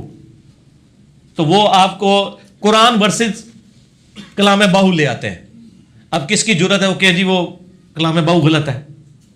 وہ سارے میری جتنی جرت تو نہیں رکھتے نا کہ بھائی وہ غلط ہے یا صحیح ہے. ہمیں سے تو غرض ہی نہیں ہے. ہمیں تو قیامت دن یہ تو نہیں پوچھا جانا کہ کلام باہو پہ عمل کیا یا نہیں کیا. ہمیں تو اس کتاب کے بارے میں پوچھا جانا ہے نا. ہم تو اس کتاب کے پابند ہیں. اگر کسی نے شعر لکھا صحیح تھا غلط تھا وہ خود جواب دے ہوگا. پتہ نہیں اس نے لکھا بھی ہے کہ نہیں لکھا, بعد والے لوگوں نے تعریف کی, ہمیں تو نہیں پتا. ہم تو کتاب و سنت کے پابند ہیں. اسی لیے نبی علیہ السلام نے حجۃ الوداع کے موقع پر کسی بابے کے حوالے نہیں کیا, حالانکہ اس وقت جو بابے تھے وہ اس قابل تھے کہ ان کے حوالے کیا جاتا. آپ کہہ سکتے تھے ابو بکر عمر عثمان و علی کو پکڑ لینا. حجۃ الوداع پہ آپ نے کیا فرمایا؟ اپنے بعد دو چیزیں چھوڑ کے جا رہا ہوں. المستدرک الحاکم میں انٹرنیشنل نمبر کے مطابق 318 نمبر حدیث ہے, اپنے بعد تم میں دو چیزیں ایسی چھوڑ کے جا رہا ہوں جن کو پکڑ لوگے کبھی گمراہ نہیں ہوگے. ایک اللہ کی کتاب ہے, دوسری اس کے نبی کی سنت صلی اللہ علیہ وآلہ وسلم. آپ نے اس لیے فرمایا کہ اگر آپ کہہ دیتے نا اپنے بعد ابو بکر کو چھوڑ کے جا رہا ہوں, تو 2 سال کے بعد تو حضرت ابو بکر نے بھی فوت ہو جانا تھا. اینڈ رزلٹ تو وہی نکلنا تھا. ایسی چیز چھوڑنی تھی جو قیامت تک رہے. سمجھ آ گئی بات کی؟ 13 سال کے بعد سیدنا عمر بھی شہید ہو گئے, 25 سال کے بعد سیدنا عثمان بھی شہید ہو گئے, 30 سال کے بعد سیدنا علی بھی شہید ہو گئے, اور 110 ہجری میں آخری صحابی ابو طفیل عامر بن واثلہ وہ بھی فوت ہو گئے. آج آخری صحابی کو فوت ہوئے بھی آلموسٹ 1330 سال گزر چکے ہیں, لیکن قرآن و سنت ابھی تک زندہ ہے. پھر غدیر خم پہ بھی آپ نے فرمایا قرآن کو پکڑنا اور اہل بیت کے ساتھ اس نے سلوک کرنا. صحیح مسلم میں اوپر تلے 4 حدیثیں ہیں, 6225 سے لے کے 6228 تک. اس میں الفاظ ہیں کہ قرآن اللہ کی کتاب ہے, اس میں ہدایت ہے, اس میں نور ہے, اس سے اپنا تعلق مضبوط کرو, جو اسے پکڑے گا ہدایت پہ ہوگا, جو چھوڑ دے گا گمراہ ہوگا. اور دوسری بھاری چیز میرے اہل بیت ہیں, ان کے معاملے میں تمہیں اللہ کا خوف دلاتا ہوں, لیکن عقیدہ قرآن سے اپنانا ہے. تو نبی علیہ السلام نے بابوں کے حوالے نہیں کیا سر, کتابوں کے حوالے کیا ہے. یہ بھی میرا ایک کلپ ہے, بابوں اور کتابوں میں فرق. وہ میرے اوپر خلاف چڑھاتے ہیں نا, کہتے ہیں یہ بابوں کو نہیں مانتے, بابوں کی بڑی توہین کرتے ہیں. سر یہ دیکھیں نا, بابوں کو مانے ہوئے, ان کی کتابیں اپنے سامنے رکھی ہوئی ہیں اور پڑھ کے بھی بتا رہے ہیں. ہمارا تو ہر ریفرنس احادیث سے ہوتا ہے, کسی سٹوری بک سے نہیں ہم بیان کرتے. ہم ان بابوں کو مانتے ہیں جنہوں نے کتابیں دی اور کتابوں پہ عمل کیا. ایک بندہ آپ کو کتاب تو بتا رہا ہے لیکن خود اس پہ عمل نہیں کر رہا. میں نے کئی بار یہ واقعہ سنایا ہے کہ ایک بار ہمارے یہاں درس میں بھی ایک دفعہ بھائی آئے تھے, وہ بتانے لگے کہ میں وہ نئے نئے ریورٹ ہوئے, پہلے بریلوی تھے, اس کے بعد بخاری شریف پڑھی تو انہوں نے رفع الیدین سے سنت کے مطابق نماز شروع کر دی. وہ کہتے ہیں کہ میں ایک بریلوی امام صاحب کے پیچھے نماز پڑھ رہا تھا, نماز پڑھ کے فارغ ہوا تو میں نے دیکھا کہ ان کے سامنے جو ڈیسک تھا نا اس میں صحیح مسلم شریف رکھی ہوئی تھی اوپر درس دینے کے لیے نا. تو کہتے ہیں میں نے سلام پھیر کے نا ان سے جا کے مصافحہ کیا اور میں نے کہا سر ابھی آپ نے جو مجھے نماز پڑھائی ہے نا وہ اس طریقے پہ نہیں پڑھائی جو آپ کے سامنے ڈیسک میں کتاب پہ لکھی ہوئی ہے, کیونکہ بخاری مسلم میں تو رفع الیدین کا طریقہ لکھا ہوا ہے. تو یہ ڈیسک پہ صرف شوکیس میں سجانے کے لیے کتابیں, عمل کرنے کے لیے نہیں ہے. اور جی رفع الیدین منسوخ ہو گیا جی, بت رکھ کے آتے تھے. سعودیہ والوں کو آج نہیں پتا چلا, جدھر آیا تھا انہوں نے چوتھے ملے پتا لگ گیا, ٹھیک ہو گیا, جدھر آیا تھا ان کو بھی تک نہیں پتا چلا. تو میں اس لیے کہتا ہوں نا کہ خالص دودھ بھینس کے نیچے سے ملتا ہے, گوالا تو آپ کو چھپڑ کا پانی بھی ڈال کے دے گا. یہاں تو گوالے آئے ہوئے ہیں نا, دین تو وہ ہے یا کتابوں میں ہے یا وہاں پہ نسل در نسل جو ٹرانسفر ہوا. تو وہ کہتا ہے جی بجائے اس کا جواب دینے کے اس نے غصے میں اپنا مسلح نکالا نیچے سے اور کہتا ہے دیکھو اس گستاخ کو تمیز نہیں ہے بات کرنے کی. یہ تو بڑا اچھا اربا ہوتا ہے نا علماء کے پاس. تھوڑی دیر وہ آپ کا نا سوال آبزرو کرتے ہیں, جب وہ سوال کا جواب صحیح نہیں دے رہے ہوتے تو کوئی بھی شریف آدمی ہو نا تھوڑا سا تو ہائپر ہو ہی جاتا ہے کہ جی میں آپ سے یہ بات کر رہا ہوں, تو آپ وہ یہی چاہ رہے ہوتے ہیں کہ آپ ہائپر ہوں تو اگلا سٹیپ لے کے دیکھیں جس کو تمیز نہیں بات کرنے کی. اس کا حل بھی میں نے سوچا ہوا ہے. میں نے جب کسی بندے کی اس طرح کلاس لینی ہوتی ہے میں نہیں لیتا ہوں, میں کوئی سفید داڑھی والا نا بوڑھا بندہ پکڑتا ہوں اور اس کو کہتا ہوں کہ مولوی صاحب مسئلہ پوچھ کے دسو. اس کے ساتھ تو نہیں بدتمیزی کر سکتا, اور بڑا کامیاب طریقہ ہے. ہماری تو ہلکی بات سن کے بھی کہتے ہیں تمیز نہیں گل کرنے کی. اب کسی بوڑھے بندے سے تو نہیں بات کریں گے نا, یا بوڑھا بندہ ڈھونڈے یا وہ ڈھونڈے جو چندہ بہت زیادہ دیتا ہے. ہاں آپ دیکھ لیں جتنی مسجدوں کے کمیٹی کے صدر ہیں نا زیادہ تر وہ وہاں کے مالدار لوگ پولیٹیکل لیڈرز ہوتے ہیں جو صرف عید کی نماز کلف والے کرتے میں پہننے کے لیے پڑھ کے اور چلے جاتے ہیں. کرائٹیریا یہ ہوتا ہے, ان کے لیے نمازیں بھی لیٹ ہو جاتی ہیں, ٹھیک ہو کہ نا. ان کے لیے پھر یہ کہا جاتا ہے ہاں یہ بھی ثابت ہے, یہ بھی ثابت ہے. سر میں اس لیے آپ کو کہتا ہوں نا کہ آپ بخاری مسلم سے رفع الیدین ثابت نہیں کر سکتے نا, وہ 2 منٹ میں آپ ثابت کر سکتے ہیں. آپ ایسے کسی امام مسجد کو کہ جو رفع الیدین سے نماز نہ پڑھتا ہو, 10,000 روپیہ پاکستان میں تنخواہ لے کے بیچارہ ذلیل ہو رہا ہو, اس کے کان میں جا کے کہیں یار سعودیہ سے ایک ویزا ہے تو تنخواہ جڑی پاکستانی 1.5 لاکھ روپے ہے, لیکن تو پتہ سعودیہ والے طرف اذان کر دینے, وہ گمراہ ہے نا, ان کو تو پتہ ہی نہیں منسوخ ہو چکا ہے. تو آپ تو رفع الیدین کرتے نہیں ہیں تو وہاں تو پھر آپ کو امامت میں رفع الیدین کرنا پڑے گا. ہاں جی کیوں نہیں, یہ بھی ثابت ہے. جو بخاری مسلم کی درجنوں حدیثیں نہیں ثابت کر سکتی نا, وہ آپ کو ایک سعودیہ کا ویزا ثابت کر سکتا ہے. اس سے پتہ چل گیا کہ یہ ثبوت کا تعلق صرف فائنینشیل بینیفٹس کے ساتھ ہوتا ہے. ٹھیک ہو گیا. آگے علی بھائی, اگر کسی گھر یا پلاٹ میں نامعلوم قبریں ہوں تو کیا ان کو ختم کر کے کچن یا واش روم بنا سکتے ہیں؟ نہیں جی بالکل نہیں. یہاں بھی ہمارے جہلم میں کئی قبرستانوں کے اوپر انہوں نے پلاٹوں پہ قبضہ کر کے اب تو وہ پوری کوٹھیاں بنا لی ہیں. صحیح مسلم میں حدیث ہے, نبی علیہ السلام نے منع فرمایا ہے قبروں پر بیٹھنے سے, قبروں پر عمارت بنانے سے اور قبروں کو پکا کرنے سے. اور دوسری حدیث ہے مسلم شریف کی کہ کوئی شخص قبر پہ بیٹھے, اس سے بہتر ہے کہ وہ کسی دہتے ہوئے انگارے پہ بیٹھ جائے. یعنی آگ پہ بیٹھنا جو تکلیف دہ چیز ہے نا, اس سے زیادہ اللہ کے نزدیک گناہ ہے کہ کوئی شخص کسی مسلمان کی قبر کے اوپر فزیکلی بیٹھے, جا کے پیٹھ رکھ دے یا پاؤں رکھ دے. ایک تو نہ پتہ علیحدہ بات ہے. تو اس طرح کی جگہ جہاں پہ قبروں کا پتہ ہے, وہ اکثر لوگ یہ بھی کہہ رہے ہوتے ہیں جی پتہ نہیں ان کے وارث کون ہے, پتہ نہیں زندہ ہیں. او بھائی جی کوئی بھی ہو, ونس یہ ڈکلیئر ہو گیا نا یہ قبر ہے, اب قیامت تک نہ تو اس کے اوپر مسجد بن سکتی ہے نہ گھر بن سکتا ہے. قبر کے اوپر قبر بنا سکتے ہیں آپ, یعنی آپ قبرستان اسی قبر کو بہت پرانی ہے اس کو کھود کے نئے مردے کو دفنا دیں. اکثر یہی ہوتا ہے. آپ یہ جہلم کا جو قبرستان دیکھ لیں, یعنی ہم بچپن سے دیکھ رہے ہیں یہ فل ہوا ہوا ہے, پھر بھی ہزاروں لوگ دفنائے جا چکے ہیں. میں نے ایک دن قبر کاندھی سے پوچھا کہ یہ جگہ تو ہے نہیں, کہتا جی پرانی قبریں جو ہیں وہ ہم کھود کے اسی میں نئے مردے دفنا دیتے ہیں. تو میں نے اس سے پوچھا یار وہ جو پرانی قبریں کھودتے ہیں اس میں سے کوئی مردہ سلامت بھی کبھی نکلا ہے؟ تو وہ کہنے لگا جی وہ زندگی میں کہتا ہے جی 25-30 سال میں صرف ایک دفعہ ہوا ہے کہ ایک مردے کی لاش سلامت نکلی ہے, ادروائز تو ساری ہڈیاں نکلتی ہیں, سارے بزرگوں کی بھی, سارے بزرگوں کی ہڈیاں نکلتی ہیں, وہ ہم سائڈ پہ کر کے تو نئے بندے کو دفنا دیتے ہیں. میں نے کہا یار 25 سالوں میں کہتا جی سینکڑوں قبریں کھودی ہیں پرانی, کبھی کسی کی لاش سلامت نہیں نکلی, ایک بندے کی لاش سلامت نکلی. تو کہتا ہے جی وہ میں اتنا ڈر گیا, اور وہ کہتا ہے میں نے جب اس کی سلٹ آئی اتنی خوشبو آئی, اور اس کی جو اس کو تابوت میں دفنایا گیا تھا اور اوپر شیشے کی سل تھی, کہتا ہے میں نے یعنی اس کو جب ہٹا کے دیکھا تو بالکل اس کا چہرہ اسی طریقے سے تھا. اور میں نے کہا کتنی عمر تھی اس کی؟ کہتا ہے 35-40 سال کی ہوگی, اور اتنی بڑی داڑھی بھی تھی اس کی سینے کے اوپر, یعنی جوانی میں توبہ کی ہوئی, کالی داڑھی سے سفید نہیں تھی. تو وہ کہتا ہے جی کہ پھر کہتا ہے جی میں نے اس کی قبر جو ہے نا اپنے پیسوں سے بنوائی ہے, اور اس نے پکی نہیں بنوائی تھی, اس قبر کو اس نے دوبارہ سے تعمیر کر کے نا سائڈ پہ پتھر لگا دیے, وہ ثابت ہے. تو میں نے اس کو کہا یار تم نا مجھے نا وہ قبر دکھاؤ, میں نے اس قبر پہ جانا ہے. تو پھر مجھے وہ گھومتا گھماتا سارا وہاں لے گیا, کہتا جی یہ قبر ہے, وہ یہ میں نے خود بنائی ہے. میں صرف یہ آبزرو کرنا چاہتا تھا کہ وہ کس زمانے میں فوت ہوا تھا. آپ کو پتہ ہے نا یہ ایئر وائز دفنایا جا رہا ہوتا ہے نا, پھر قبر کے آثار بھی مٹ چکے ہوں تو آپ کو یہ آئیڈیا ہو جاتا ہے کہ وہاں ارد گرد جتنے لوگ دفن ہیں نا ان کی تو وہ 70s کی قبریں تھیں, یعنی ایٹ لیسٹ اس کو 30-40 سال ہو گئے ہوئے تھے دفنائے ہوئے, ایٹ لیسٹ.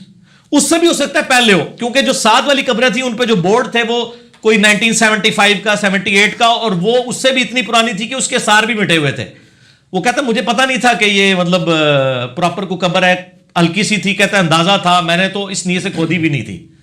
تو اچانک جو ہے نا اس میں سے اس طرح کا معاملہ ہوا. تو سر یہ ہوتا ہے کوئی اللہ ماشاء. اور سر یہ کوئی توہین والی بات نہیں, اگر کسی کی ہڈیاں بھی نکل آئیں قبر سے, یہ اس چیز کی دلیل نہیں ہے کہ وہ کوئی گناہ گار ہے.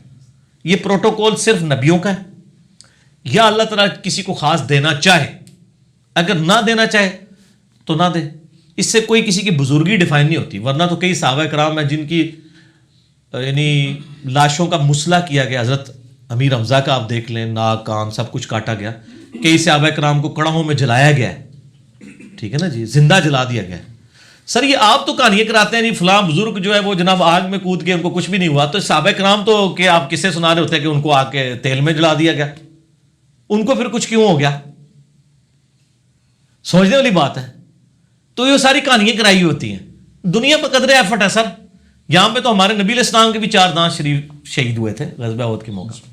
ٹھیک ہو گیا جی بھائی, اس میں ضمناً ایک بات بتا دیجیے گا, اگر قبرستان میں قبروں کے اوپر پلر وغیرہ دے کے اس کے اوپر جنازہ گاہ بنائی جائے تو وہ بھی غلط ہوگا پھر؟ آئیے کسی فقہ حنفی کی کتاب میں آپ نے ہیلا باندھ لیا ہے, میں نے شاید کہیں دیکھا اس لیے وہ. اگر تو ایگزیکٹ قبر کے اوپر پلر نہیں ہے, سائڈ پہ ہے, اور اس کے بعد اس کے اوپر بلڈنگ اٹھا لی گئی ہے, تو ظاہر ہے اس کے اوپر تو فتویٰ نہیں لگے گا. ایگزیکٹ قبر کے اوپر نہیں بیٹھا ہونا چاہیے. اور میں آپ کو بتاؤں یہ اس طرح ہوتا نہیں ہے, ویسے وہ بھی قبریں ہی ہوتی ہیں. آہستہ آہستہ قبروں کے اثار مٹنا شروع ہوتے ہیں, پھر وہ بعض جو ہے نا قبریں بنوانے کے چکر میں وہاں پہ صفائی شفائی شروع کرواتے ہیں. یہ جتنے صفائی کرانے والے ہیں نا قبرستان, الٹیمیٹلی انہوں نے قبر کے پلاٹ کے اوپر قبضہ کرنا ہوتا ہے. اور کئی مسجدیں ہمارے جیلم شہر میں قبرستان میں بنی ہوئی ہیں, اور ان میں ہم نے خود دیکھا ہے کہ یعنی بچپن میں ہم نے وہاں قبریں دیکھی ہیں. اب انہوں نے یعنی مسجدیں بنا دی ہیں, اور کئی تو ایسے ہیں جن مسجدوں میں آج بھی قبریں کیا مزار بنے ہوئے ہیں, یہ بھی ہے. تو ایسی مسجد میں نماز نہیں پڑھنی چاہیے, پرہیز کرنا چاہیے پڑھنے سے. ان کا سوال تھا کہ قبرستان کے اوپر چھت ڈال کے جنازہ وہ کہیں سے تو اٹھائیں گے نا سر, عوام میں تو نہیں چھت ہوگی نا, زمین میں تو ڈرل کریں گے نا کہیں پہ پلر دیکھ, تو وہ اس کی اب کس کی گارنٹی کہ نیچے قبر آ رہی ہے نہیں آ رہی ہے. یہاں تو بالکل قبر کے اوپر قبر چڑھی ہوتی ہے. مجھے بات سمجھ آ گئی تھی. علی بھائی پچھلی مجلس میں آپ نے بتایا تھا کہ اہل حرم رش کی وجہ سے احرام باندھ کر کعبہ میں داخل ہوں تو احرام کی نیت نہ کریں, تاکہ اگر موقع ملے تو عمرہ کر لیں, ورنہ واپس چلے جائیں. سوال یہ ہے کیا نیت کے لیے گھر واپس آنا ہوگا یا میقات تک جانا ہوگا؟ ہاں اس میں یہاں یہ چیز سکپ ہو گئی تھی. اچھا سوال کیا ہے.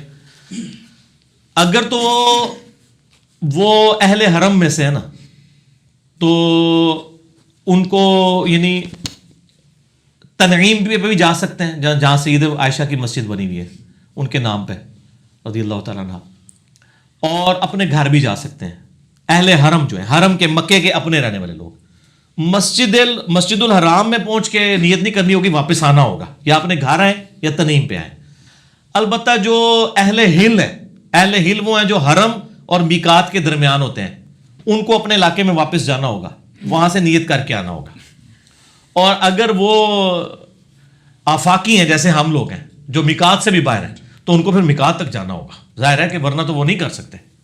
تو یہ کلیریفیکیشن ضروری ہے. ٹھیک ہو گیا. علی بھائی، غرقد کو یہودیوں کا درخت کیوں کہا جاتا ہے؟ کیا اس کا ذکر کسی صحیح حدیث میں ملتا ہے؟ ملتا ہے جی. دجال والا جو میں نے لیکچر دیا تھا، آپ یوٹیوب کے اوپر دجال اور دجالی سسٹم اور ساتھ میرا نام انجینئر محمد علی مرزا لکھیں تو وہ کلپ کھل جائے گا. مسئلہ نمبر 133 تھا دجال کے اوپر. اس میں نے مسلم شریف کی ایک حدیث بتائی تھی کہ قرب قیامت میں ایک بہت بڑی جنگ ہونے والی ہے یہودیوں اور مسلمانوں کے درمیان. اس میں عیسائی تو ظاہر ہے اسلام قبول کر کے مسلمانوں کے ساتھ ہو جائیں گے، یہودی جو ہیں وہ باقی رہ جائیں گے. اور اس جنگ کے دوران یعنی مسلمان جو ہیں وہ یہودیوں کو قتل کریں گے تو ایک درخت ہے جس کا نام ہے غرقد. آپ یوٹیوب کے اوپر جا کے غرقد لکھیں نا، غین را قاف دال، تو وہ باقاعدہ اس کے اوپر ویڈیوز بنی ہوئی بھی آ جائیں گی. اسرائیل میں یہ انہوں نے لاکھوں کی تعداد میں کاشت کیا ہوا ہے غرقد. ظاہر ہے وہ بینیفیشری بھی بہت ہے. ایک تو بڑا گھنا ہوتا ہے، یہ درخت پورا اس طرح درخت نہیں ہوتا، یہ ایک جھاڑی نما ہوتا ہے پھیلا ہوا زمین پہ، یعنی اس کے اندر اگر 3-4 بندے بھی چھپ جائیں تو نظر نہیں آئیں گے. تو غرقد کا درخت یہودیوں کا درخت ہے. اس مسلم شریف کے الفاظ ہیں حدیث میں، مشکات میں بھی آپ کو تیسری جلد میں مل جائیں گے کہ وہ یہودیوں کو پناہ دے گا وہ درخت. باقی اگر کسی درخت یا پتھر کے پیچھے بھی یہودی چھپے گا نا تو اللہ تعالیٰ کی طرف سے ایک غیبی معجزہ ہوگا کہ وہ پتھر اور درخت بولے گا کہ میرے پیچھے یہودی ہے، اس کو قتل کر دو. یعنی وہ میدان جنگ کی بات ہو رہی ہے، یہ نہیں ہے کہ جو بھی یہودی ملے اسے قتل کر دو جو جنگ کے لیے آیا ہوگا. تو یہودی اس درخت میں پناہ لیں گے تو وہ درخت جو ہے نا وہ نہیں بتائے گا الا یہ کہ کوئی ڈھونڈ لے. تو وہ غرقد کا درخت یہودیوں کا درخت اس لیے اسے کہا گیا کہ وہ پناہ دے دے گا یہودیوں کو. تو آپ یوٹیوب پہ جا کے لکھیں تو اس کی تصویریں کیا ویڈیوز بھی آپ کو، بلکہ اسرائیل میں کئی مسلمانوں نے جا کے وہ باقاعدہ ویڈیوز عرب کے لوگوں نے بنا کے چڑھائی ہوئی ہیں، غرقد کے درخت دکھائے ہوئے ہیں کہ یہ دیکھیں کتنی کثرت میں انہوں نے پہاڑوں کے اوپر موٹر ویز کے ساتھ ساتھ وہ سارے کاشت کیے. ہو سکتا ہے وہاں کے آب و واقع والے سے وہ بینیفیشری ہوں اس لیے کیے ہوں، اور یہ بھی چانس ہیں، لیکن الٹیمیٹلی یعنی یہ فائدہ ان کو ہوگا اس حوالے سے. لیکن اس میں سر الفاظ بڑے عجیب ہے. وہ بتا دوں آپ کو، اس میں الفاظ یہ ہیں کہ جب وہ کوئی یہودی کسی پتھر کے پیچھے یا درخت کے پیچھے چھپے گا نا تو وہ پتھر اور درخت کہے گا اے مسلم میرے پیچھے یہودی ہے، اسے قتل کر دو. نہ وہ کہے گا اے بریلوی، نہ دیوبندی، نہ شیعہ. اگر مسلم کی آواز آئی تو بریلوی دیوبندی شیعہ نے تو نہیں جانا، کیونکہ وہ تو آپ کو پتہ ہے مسلم کہنے کو اپنی گالی سمجھتے ہیں. میں نے آپ کو کئی بار کہا کہ آپ کسی بریلویوں کی مسجد میں جا کے کہنا میں دیوبندی ہوں، وہ کہیں گے ہاں جی وہ یہ بھی ایک فرقہ ہے، اتنی یہ فلاں فلاں جگہ پہ دیوبندیوں کی مسجدیں ہیں ماشاءاللہ، وہ بھی حنفی ہیں، لیکن ہمارا ان سے اختلاف ہے، آپ وہاں پہ جا سکتے ہیں. لیکن آپ جا کے میں مسلم، وہ کہے گا میں کافر ہوں. مسلم نام سے ہی چڑھ جائیں گے. تو سر اس سے پہلے کہ آپ کو مسلم کہہ کے پکارا جائے اور آپ اس وقت بھی یہ سمجھیں کہ کوئی انجینئر صاحب آواز دے رہے ہیں پیچھے سے اور آپ آواز پہ لبیک نہ کہے، آج سے اپنے آپ کو مسلم کہنا شروع کرتے ہیں. اس میں الفاظ ہے اے مسلم، ٹھیک ہے، میرے پیچھے یہودی ہے، اسے قتل کر دو. انہوں نے کہنا ہے پتہ نہیں کون آواز دے رہے ہیں، انجینئر صاحب کو ویڈیو تو نہیں پیچھے چل گئی. ٹھیک ہے، نہ میں وہابی نہ میں بابی، میں ہوں مسلم علمی کتابی. مسلم بن جاؤ اس سے پہلے کہ آپ پچھتائیں، سادے مسلمان بنے. ٹھیک ہے علی بھائی، جس مہارت سے آپ ہر مسئلے کا جواب دیتے ہیں اس سے قطعاً نہیں لگتا کہ آپ نے خود سے تحقیق کر کے ہدایت حاصل کی ہے. سچ سچ بتائیں، آپ کو کس نے ٹرین کر کے علماء پر مسلط کر دیا ہے کیا کہ آج تمام فرقوں کے علماء اتنے پریشان ہیں؟ اللہ نے کیا جی مسلط. جب اللہ کسی کو مسلط کر دینا تو پھر پریشانی بنتی. اس میں اصل راز بتانا ہے آپ نے. راز ہے اللہ کی مدد، ٹھیک، اور تو کوئی راز نہیں ہے سر. یہ آپ لوگوں کا طریقہ واردات ہوتا ہے نا، ایک جماعت دوسری کے بارے میں کہتی ہے اس کو فورن فنڈنگ آتی ہے، اس کو ایجنسیوں نے اٹھایا ہے، اس کو فلاں نے اٹھایا ہے، اس کو فلاں نے اٹھایا ہے. وہ سر پتہ چل جاتے ہیں ہم جو کچھ کہہ رہے ہیں ہمیں آپ لوگوں کے بزرگوں نے اٹھایا ہے. آپ کے بزرگوں نے ہمیں بتایا تھا کہ دین وہ ہے جو کتاب اللہ میں ہے، جو بخاری میں ہے، مسلم میں ہے. جب ہم نے پڑھا تو سب سے پہلے آپ کے بزرگ فیل ہو گئے اس ٹیسٹ میں. تو پھر ہم نے کہا کہ آپ کے بزرگوں نے آپ کو آدھی بات سچ بتائی تھی کہ دین اس میں ہے، لیکن اس کے اندر جو دین تھا وہ آپ کو نہیں بتایا تھا، ہم نے وہ بتانا شروع کر دیا. تو اس میں کوئی کمال والی بات تو نہیں ہے. باقی یہ رہا کہ ظاہر ہے کہ ایک دن کی محنت تو نہیں ہے. میں یعنی 92 میں نے میٹرک کیا، 94 میں ایف ایس سی. تو آج آپ سمجھ لیں تقریباً 25-30 سال ہو گئے میں یعنی کتابیں پڑھتا ہوں، اور ظاہر ایک دن کا نالج تو نہیں ہے. پھر کمپیریٹیو اسٹڈی بھی کرتا ہوں، اور یعنی میں تعصب سے پاک ہوں. میں کسی ایک ٹاپک کے اوپر بھی جب تحقیق کرنا شروع کرتا ہوں نا تو تمام مکاتب فکر کی کتابیں ان کے علماء کو پڑھتا ہوں، پھر خود بھی کتاب و سنت دیکھ کے تو آپٹیمل سولوشن پہ پہنچتا ہوں. حیات النبی پہ آپ میرا 2 گھنٹے کا مسئلہ نمبر 5 دیکھیں. اس کی شروع میں نے بتایا کہ ایک سمجھ لیں پوری اسائنمنٹ تھی حیات النبی کے اوپر. دنیا میں جتنی بڑی بڑی کتابیں لکھی گئی ہیں نا مکاتب فکر کی، 400-500 صفحوں کی کتابیں، وہ میں نے ساری پڑھی، نوٹس بنائے، پھر کمپیریٹیو اسٹڈی کر کے میں نے لیکچر 2 گھنٹے کا ریکارڈ کروایا. تو آپ بھی تعصب سے باہر نکلیں، آپ سب کو سننا شروع کر دیں، آپ کا علم بھی اس لیول پہ آ جائے گا. باقی رہا اسپیکنگ پاور، ظاہر ہے کہ میں 92-93 سے ہی چونکہ درس و تدریس سے وابستہ ہوں تو اسپیکنگ پاور آ جاتی ہے. کوئی لانچ نہیں کسی نے کیا سر، بے فکر ہیں آپ. اگر مجھے کسی نے لانچ کیا ہوتا نا تو میں آپ کو انگریزوں کے زمانے میں لکھی ہوئی کتابوں کے حوالے دے رہا ہوتا، بخاری مسلم کے تو نہ دے رہا ہوتا.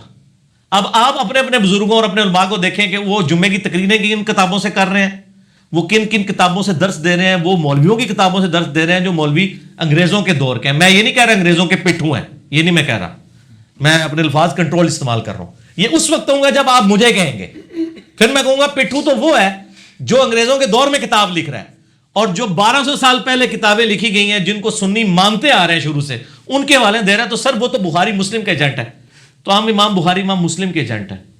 ٹھیک ہے. اور چھوڑا کس نے؟ اللہ نے. کیوں چھوڑا ہے؟ اس لیے چھوڑا ہے کہ ظاہر ہے کہ جب بھی کوئی عروج آتا ہے تو اس کو زوال آنا چاہیے. تھوڑا آپ لوگوں نے یعنی امت کے ساتھ کیا ہے اور اس دین کا جنازہ نکالا ہے. جس شے نو چھیڑو دے اختلاف نکلتا ہے. لوگ کہتے ہیں یار اختلافی موضوع، میں کہتا ہوں جی اتفاقی موضوع آپ بتائیں نا کون سا ہے. آپ عقیدے سے شروع کر دیں نا. آپ کہتے ہیں توحید میں مسلمان ایک ہے، توحید میں صرف اتنا ہی ایک ہے جتنا ہندو ایک مانتے ہیں اللہ کو. اس میں آپ توحید فی الذات میں آ جائیں، فی الصفات میں آ جائیں تو آپ دیکھیں کتنے اختلافات موجود ہیں. ابھی تک مسلمان یہ نہیں طے کر پائے کہ اللہ تعالیٰ عرش پہ ہے یا ہمارے ساتھ ہے. تسی کہہ رہے ہو کہ توحید بھی سادہ ہے. ایک کہتا ہے جی آپ اللہ کو عرش پہ مانیں گے تو اس کو محدود کر دیں گے. دیوبند بریلویوں کا یہ کہنا ہے. وہ اہل حدیث کو کہتے ہیں یہ کافر ہے کیونکہ اللہ کو محدود مانتے ہیں، اللہ تعالیٰ محدود ہے. دوسرے اہل حدیث کہتے ہیں اللہ تعالیٰ قرآن میں عرش کے اوپر ہے، اور یہ دیوبندی بریلوی کہتے ہیں ہمارے ساتھ ہے، یہ تو وحدت الوجود رکھتے ہیں، یہ کافر ہے. سر یہ میں آپ کو تھریٹیکل باتیں نہیں بتا رہا، یہ پریکٹیکل باتیں. توحید پہ ایک نہیں ہے. نبی علیہ السلام کی ذات پہ آ جائیں تو آپ اس میں تو بے شمار آپ حیات النبی کا عقیدہ، پھر حاضر و ناظر کا عقیدہ، علم غیب کا عقیدہ، اعمال میں آ جائے تو ماشاءاللہ نماز کے طریقوں میں فرق، ہر چیز میں فرق ہے. ٹھیک ہے نا. تو کاش میں کسی ایسی دنیا کا باشندہ ہوتا جہاں پہ یہ مسائل نہ ہوتے تو مجھے بھی نہ بولنا پڑتا. تو آپ بول رہے ہیں تو آپ عزم کریں اس کو. جس دن میں نے کسی انگریز کی کتاب کا حوالہ دیا نا آپ کو تو آپ پھر مجھ پہ اعتراض کیجیے گا. اگر کتاب و سنت آپ کے بابوں نے آپ کو بتائی لیکن اس کے اندر کیا لکھا ہے وہ نہیں بتایا تو سر اپنے بزرگوں کو روئے نا، مجھے کیوں روتے ہیں؟ میرا تو کوئی قصور نہیں ہے. وہ کہتے ہیں جی وہ بزرگوں کی ڈھونڈ ڈھونڈ کے غلطیاں نکالتے ہیں. اور ایک بندے نے مجھے لکھا، وہ میرا کلپ بھی یوٹیوب پہ چڑھا ہوا ہے، انجینئر محمد علی مرزا گندی مکھی. یہ ہم نے ٹائٹل بنایا اس کے اوپر، لیکن مکھی ساتھ شہد کی بنائی تھی. اچھا تو وہ کہتے ہیں جی دیکھیں جی جیسے گندی مکھی گند پہ بیٹھتی ہے نا، یہ ہر جگہ گند پہ بیٹھتا ہے. تو میں نے اس میں ایک جملہ بولا تھا کہ اگر میں گندی مکھی ہوں اور گند پہ بیٹھتا ہوں تو یہ گند پھیلایا کس نے؟ یہ بھی تھوڑی جرت کر کے بتائیں نا. میں گند کو کہتے ہیں ہمارے بزرگوں کی غلطیاں پکڑتا ہے، گند پہ بیٹھتا ہے. تو آپ یہ کہیں کہ ہمارے بزرگوں نے گند کیا تھا، اس گند پہ بیٹھ کے اس نے صفائی کر کے ہمارے فالوورز کو بتایا کہ آپ کے بزرگ یہ گند کر کے گئے ہیں. تو یہ جرت کریں نا یہ کہنے کی تو سر پبلک پھر خود ہی مانے گی یار یہ تو بڑا اچھا کام کیا، صفائی کی ہے. یہ وہ گندی مکھی ہے جس نے آپ کے بزرگوں کا گند صاف کیا ہے. اور الحمدللہ اب شاید آپ کو کتاب و سنت کی شکل میں بتایا جا رہا ہے. الحمدللہ. علی بھائی ایک بیٹے نے ماں پر ہاتھ اٹھایا، بعد میں معافی مانگی مگر ماں نے معاف نہ کیا. اب ماں فوت ہو گئی ہے، بیٹا کیا کرے اس میں؟ بیٹا جی رو رو کے توبہ کرے. پہلی بات ہے اس لیول پہ بات آنی نہیں چاہیے، اور اس کو تو جیتے جی مر جانا چاہیے تھا اس حوالے سے کہ وہ اس نے اتنا بڑا اقدام کیا. ڈوب کے مر جانا چاہیے تھا، پانی میں ڈوب کے نہیں، شرم میں. تو اگر ایسا کوئی معاملہ ہو جائے تو پہلے تو زندگی میں کوشش کریں، لوگوں کو بیچ میں ڈالیں، آپ بھوک ہڑتال کر دیں. یہ بھی کر سکتے ہیں، سنت ہے. سعد ابن معاذ نے جب اسلام قبول کیا تو انہوں نے بھوک ہڑتال کر دی تھی. ان کا جب تک میرا پورا قبیلہ مسلمان نہیں ہوگا میں کھاؤں گا نہیں. وہ اس قبیلے کے سردار تھے، ان کی محبت میں قبیلے نے اسلام قبول کر لیا، اوس نے. ٹھیک ہو گیا. تو بھوک ہڑتال کر دیں تو ماں پسیج جائے گی، معاف کر ہی دے گی. ابو داؤد میں ایک حدیث ہے کہ اگر کسی شخص کی ماں فوت ہو جائے تو وہ اپنی خالہ کے ساتھ اس نے سلوک کرے.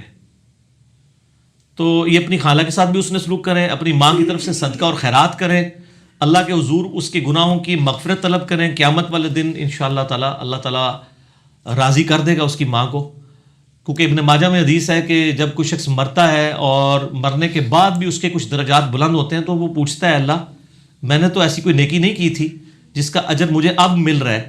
تو اللہ تعالیٰ بتاتا ہے کہ تیرے بیٹے نے تیرے لیے استغفار کیا، اس کی وجہ سے تجھے یہ فائدہ پہنچا ہے. تو وہ اپنے پھر اولاد سے خوش ہو جاتا ہے. تو ان کو چاہیے اپنی ماں کو اب بھی خوش کر سکتے ہیں، اس کی طرف سے صدقہ و خیرات کریں، اس کے رشتہ داروں کے ساتھ اس نے سلوک کریں، اس کے لیے دعائیں مغفرت کریں.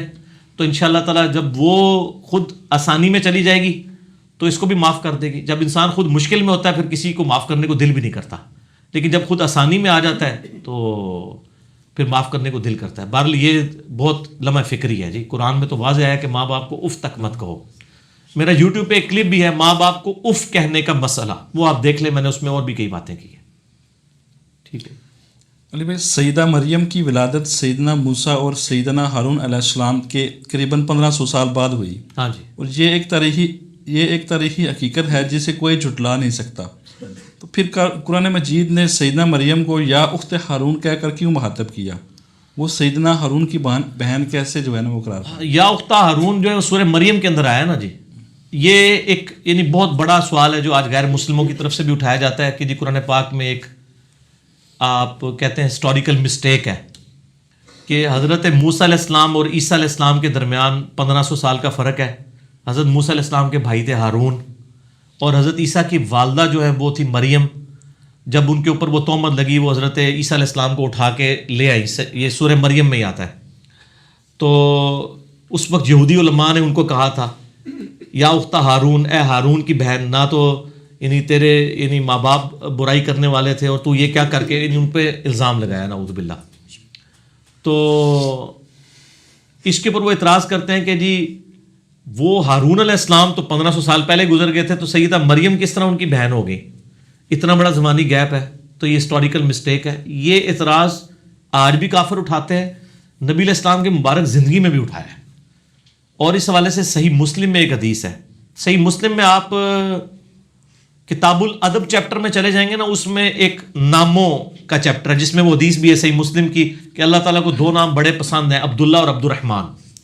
اسی میں ایک حدیث یہ ہے کہ حضرت مغیرہ ابن شعبہ رضی اللہ تعالیٰ عنہ کہتے ہیں کہ میں یعنی نجران کی طرف گیا تو وہاں میری کچھ کرسچن سے ملاقات ہوئی، تو کرسچنز نے مجھ پہ قرآن کی اس آیت کے اوپر اعتراض کیا یا اختہ ہارون کے اوپر. اور اس وقت نبی علیہ السلام زندہ تھے، دنیا میں موجود تھے.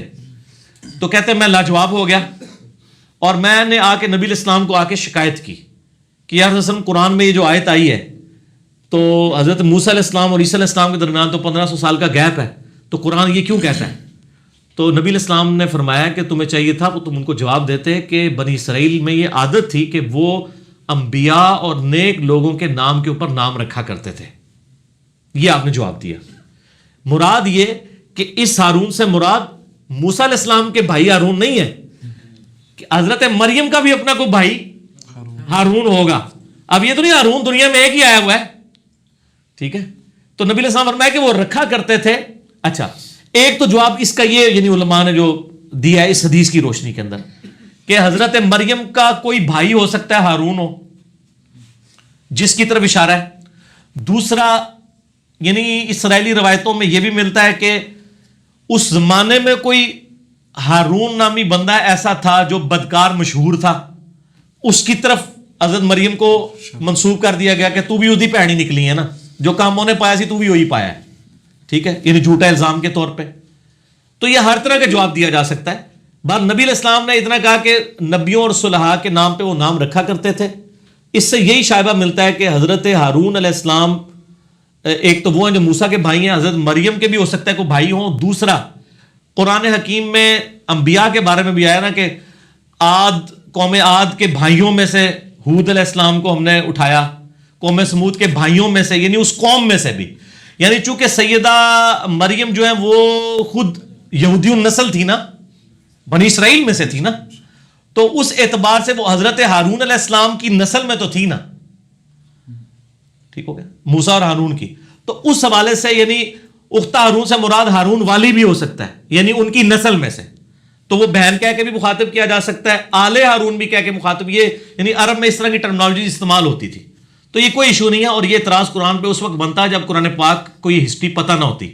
قرآن تو خود زمانی ترتیب کو ایڈریس کرتا ہے کہ حضرت عیسیٰ علیہ السلام جو ہے وہ بعد میں آئے ہیں, موسیٰ علیہ السلام پہلے آئے ہیں, اور ان کے دوران بھی پیغمبر آئے ہیں, حضرت داؤد علیہ السلام, سلیمان علیہ السلام.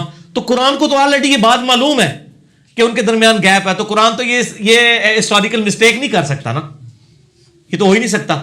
تو ظاہر ہے کہ آپ نے وہ والا ہے, اگر وہ کہے نا کہ جی وہ حضرت ہارون جو کہ بھائی تھے حضرت موسیٰ علیہ السلام کے, ان کی یہ بہن تھی, اور پھر ہم یہ پوچھتے ہیں کہ ہارون علیہ السلام سے زیادہ ڈومیننٹ پرسنالٹی تو موسیٰ علیہ السلام کی تھی, وہ یہودیوں نے یہ کیوں نہیں کہا کہ موسیٰ علیہ السلام اے موسیٰ کی بہن؟ Point to be noted. اگر وہ ہارون کی بہن تھی تو موسیٰ کی بہن بھی ہوتی نا. اس کا مطلب ہے کہ وہ ہارون یا تو ان کا اپنا کوئی بھائی تھا, اور یا پھر وہ ان کی نسل سے تھی. جیسے ہماری بھی ایک ماں سیدہ صفیہ بنت حویی ابن اخطب, جو حویی ابن اخطب جو یہودی سردار تھا, اس کی بیٹی تھی.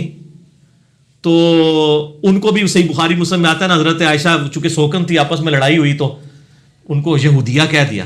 تو نبی علیہ السلام نے پھر ڈانٹا اور کہا کہ یہ تو تم اس کو یہ کہہ رہی ہو, تو یہ تو حضرت ہارون اور موسیٰ کی یعنی ان اولاد میں سے ہیں, بنی اسرائیل جنتی خوراکیں کھانے والے, من و سلوہ کھانے والے ہیں. تو پھر انہوں نے معذرت کر لی. یعنی سوکن ہی ہوتی ہے, چاہے پیغمبر کی بیوی ہو, سوکنے والا معاملہ تو رہتا ہے. تو یعنی یہ اختہ ہارون سے مراد یہ بھی ہو سکتا ہے کہ وہ اس عرب کی ٹریڈیشن میں یعنی اولاد کے اعتبار سے کہا جا رہا ہو. مغرب کی اذانیں میرا دور دراز تو شروع ہو گئی ہیں, اس کو بند کر دیں انشاءاللہ, باقی نماز مغرب کے وقفے کے بعد انشاءاللہ باقی کوشچن سے سیشن. ہاں جناب, نماز بلکہ اذان مغرب کے وقفے کے بعد علمی و تحقیقی مجلس نمبر 38 میں آج انشاءاللہ تعالیٰ 25 نومبر 2018 کو بقیہ کے سوالات کا سلسلہ شروع کرتے ہیں. ہاں جی, اگلا سوال. نہیں بھائی, صحیح بخاری کی جس حدیث میں سیدنا ابو ہریرہ رضی اللہ عنہ نے 2 علوم کا ذکر کیا ہے, 2 پیالوں کا, جس دوسرے علم کا ذکر کرتے ہوئے انہوں نے کہا کہ اگر زہر کر دوں تو میری گردن کاٹ دی جائے گی. ہاں جی, اس سے مراد آپ نے قیاس کرتے ہوئے آل امیہ کو لیا تھا, جبکہ سفیاء کا قیاس بھی درست ہو سکتا ہے. آپ دونوں پارٹیاں قیاس کر رہی ہیں, اس کی وضاحت فرما دیں. دونوں پارٹیاں قیاس نہیں کر رہی سر, یہ رون نہ مارے, ہم دلیل کے اوپر بات کر رہے ہیں. صحیح بخاری میں یہ حدیث کتاب العلم میں موجود ہے, میرے واقعہ کربلا والے ریسرچ پیپر کے اوپر بھی لکھی ہوئی ہے, واقعہ کربلا کا پس منظر 72 صحیح الاسناد حدیث کی روشنی میں.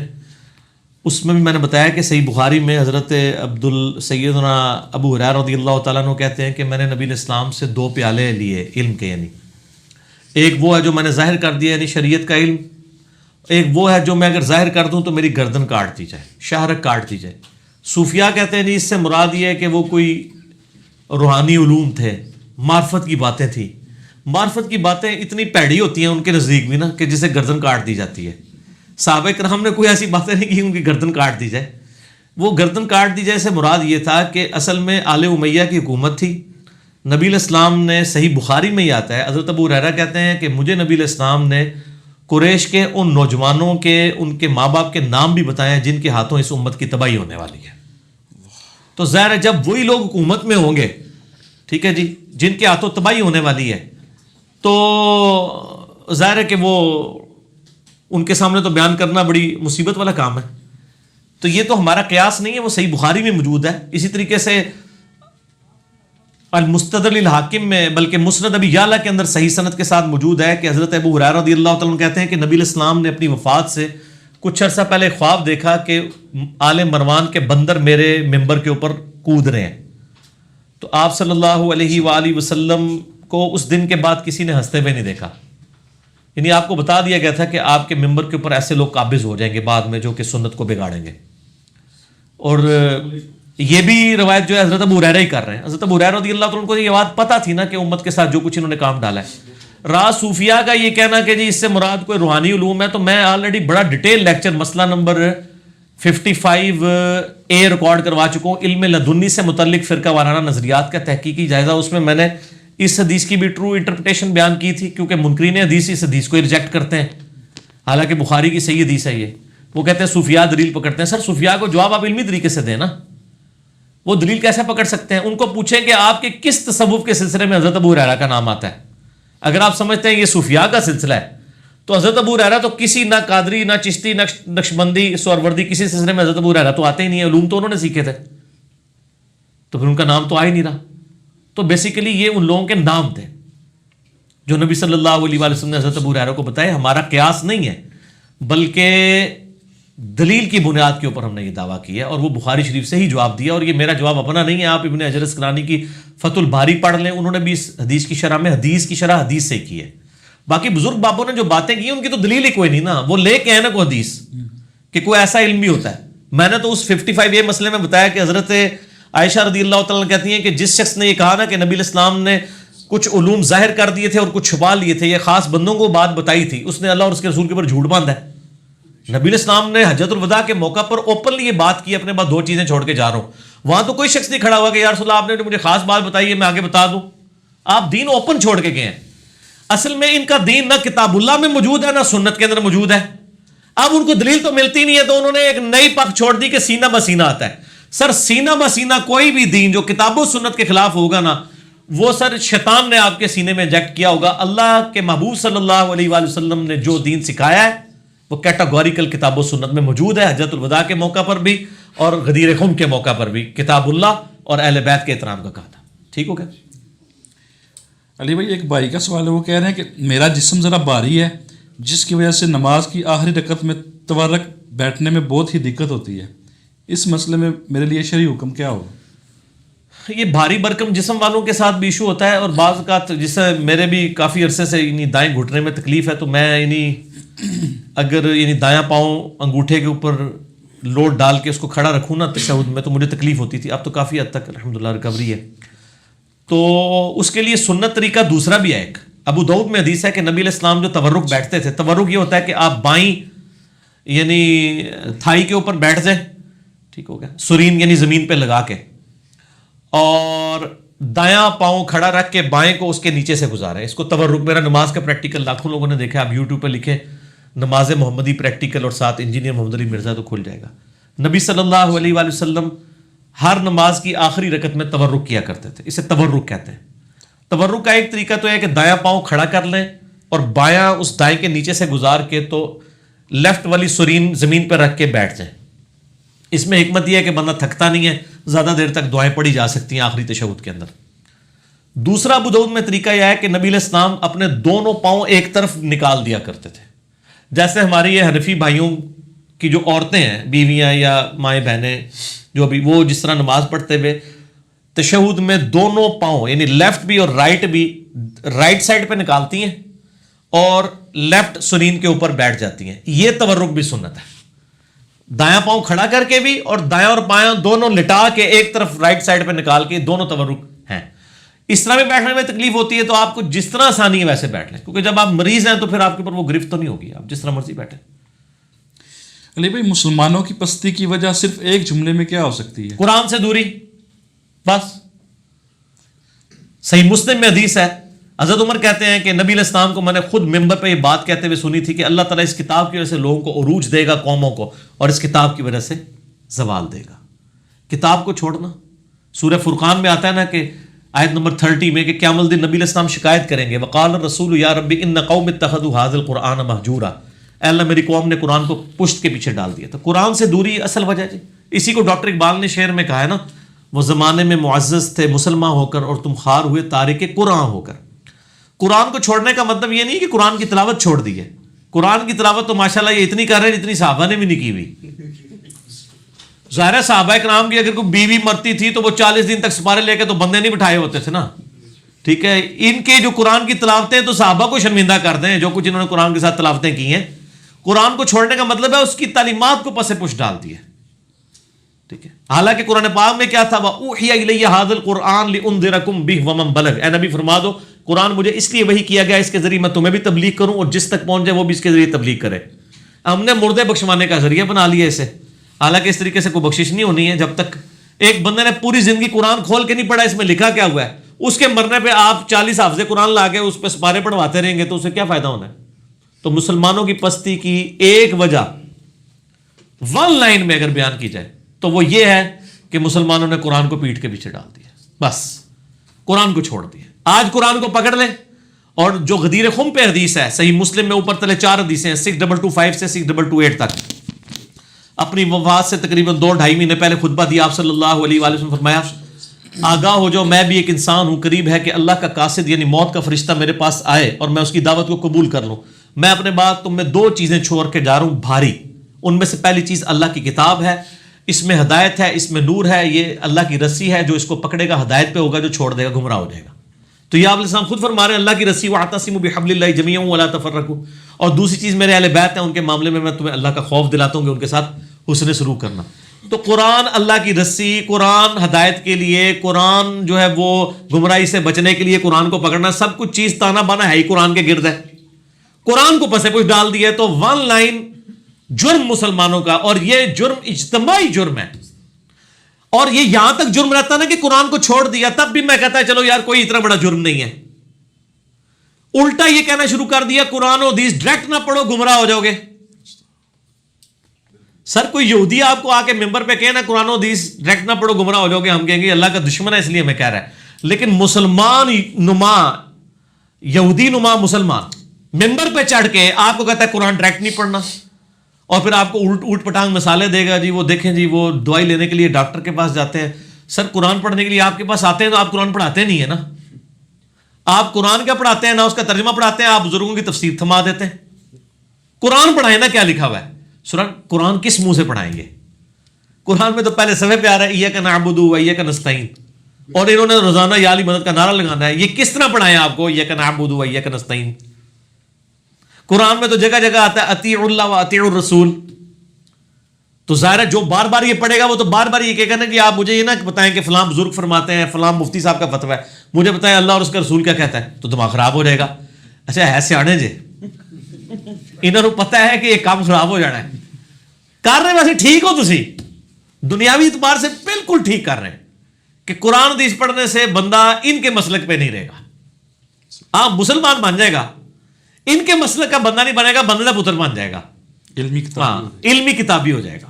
ٹھیک ہو گیا, بس زیادہ نہیں نا شعر, وہ کہتے نہیں بار بار پڑھتا ہے. سر تو انہوں پتہ نہیں ہے اصل میں اس معاشرے میں جو بندہ بھی کتاب و سنت کی بات کرے اس پہ پہلا انہوں نے فتویٰ لگانا ہوتا ہے کہ کوئی نیا فرقہ لانچ ہو گیا, یہ وابی ہو گیا, یہ فلاں ہے. تو اس لیے ہم خود ہی اعلان کر رہے ہیں, کوئی وابی تو کبھی نہیں کہے گا میں وابی نہیں ہوں, کہ نہ میں وابی نہ میں بابی, میں ہوں مسلم علمی کتابی, نہ میں وابی ہوں نہ بابوں کا ماننے والا, بابوں کا دفاع کرنے والا بابی ہوں.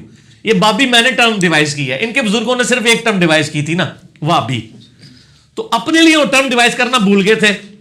ٹھیک ہے نا, وہ آپ کو پتا ہے نا, نیوٹن نے ویلاسٹی آف ساؤنڈ کا ایک فارمولا FSC میں پڑھایا جاتا ہے. ویلاسٹی آف ساؤنڈ کیلکولیٹ کرنے کے لیے اس نے ایک میتھمیٹیکل فارمولا ڈرائیو کیا تھا کہ جو آواز کی رفتار ہے وہ کتنی ہے.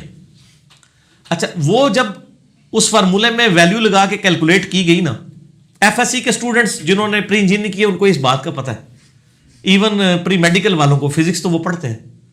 تو آپ ایسے جا کے یوٹیوب پہ بھی لکھ لیجیے گا Newton's formula to calculate the velocity of sound. تو وہ ویلاسٹی میں ایرر آتا تھا, وہ پوری زندگی کوشش کرتا رہا کہ یہ ایرر کیا ہے, وہ کور نہیں ہوا.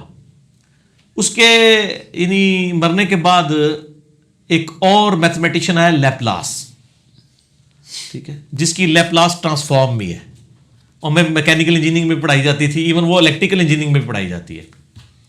لیپلاس نے نا وہ فارمولے کی غلطی پکڑ لی. اس نے پھر بتایا کہ اس نے جو یعنی ساؤنڈ ویوز کی جو ٹریولنگ ہے کو کنسیڈر کیا نا, یہ ایڈیابیٹک ہوتی ہے.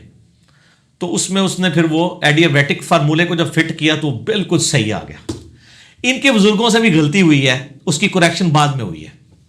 انہوں نے وابی وابی وابی وابی ٹرم ڈیوائز کی, لیکن اپنی کرنا بھول گئے. ہم جو مرضی کریں, تو ہم نے بتایا کہ نہیں یہ ہیں بابی, بابوں کا دفاع کرنے والے. ہم نے اسی قافیے پہ کہہ دیا اور پھر عرض بھی کر دیا کہ نہ میں وابی نہ میں بابی, میں ہوں مسلم علمی کتابی. اب اس کا ایک نیا ورژن بھی آ گیا سر, میں تھا وابی میں تھا بابی, اب ہوں مسلم علمی کتابی. یہ ایک بندے نے نیچے شعر لکھا ہوا تھا, ٹھیک ہو گیا. اس نے اس کی یعنی اس میں پیروڈی میں ایک جو ہے نا وہ اپنے دل کا درد بھی بیان کر دیا. ٹھیک ہے.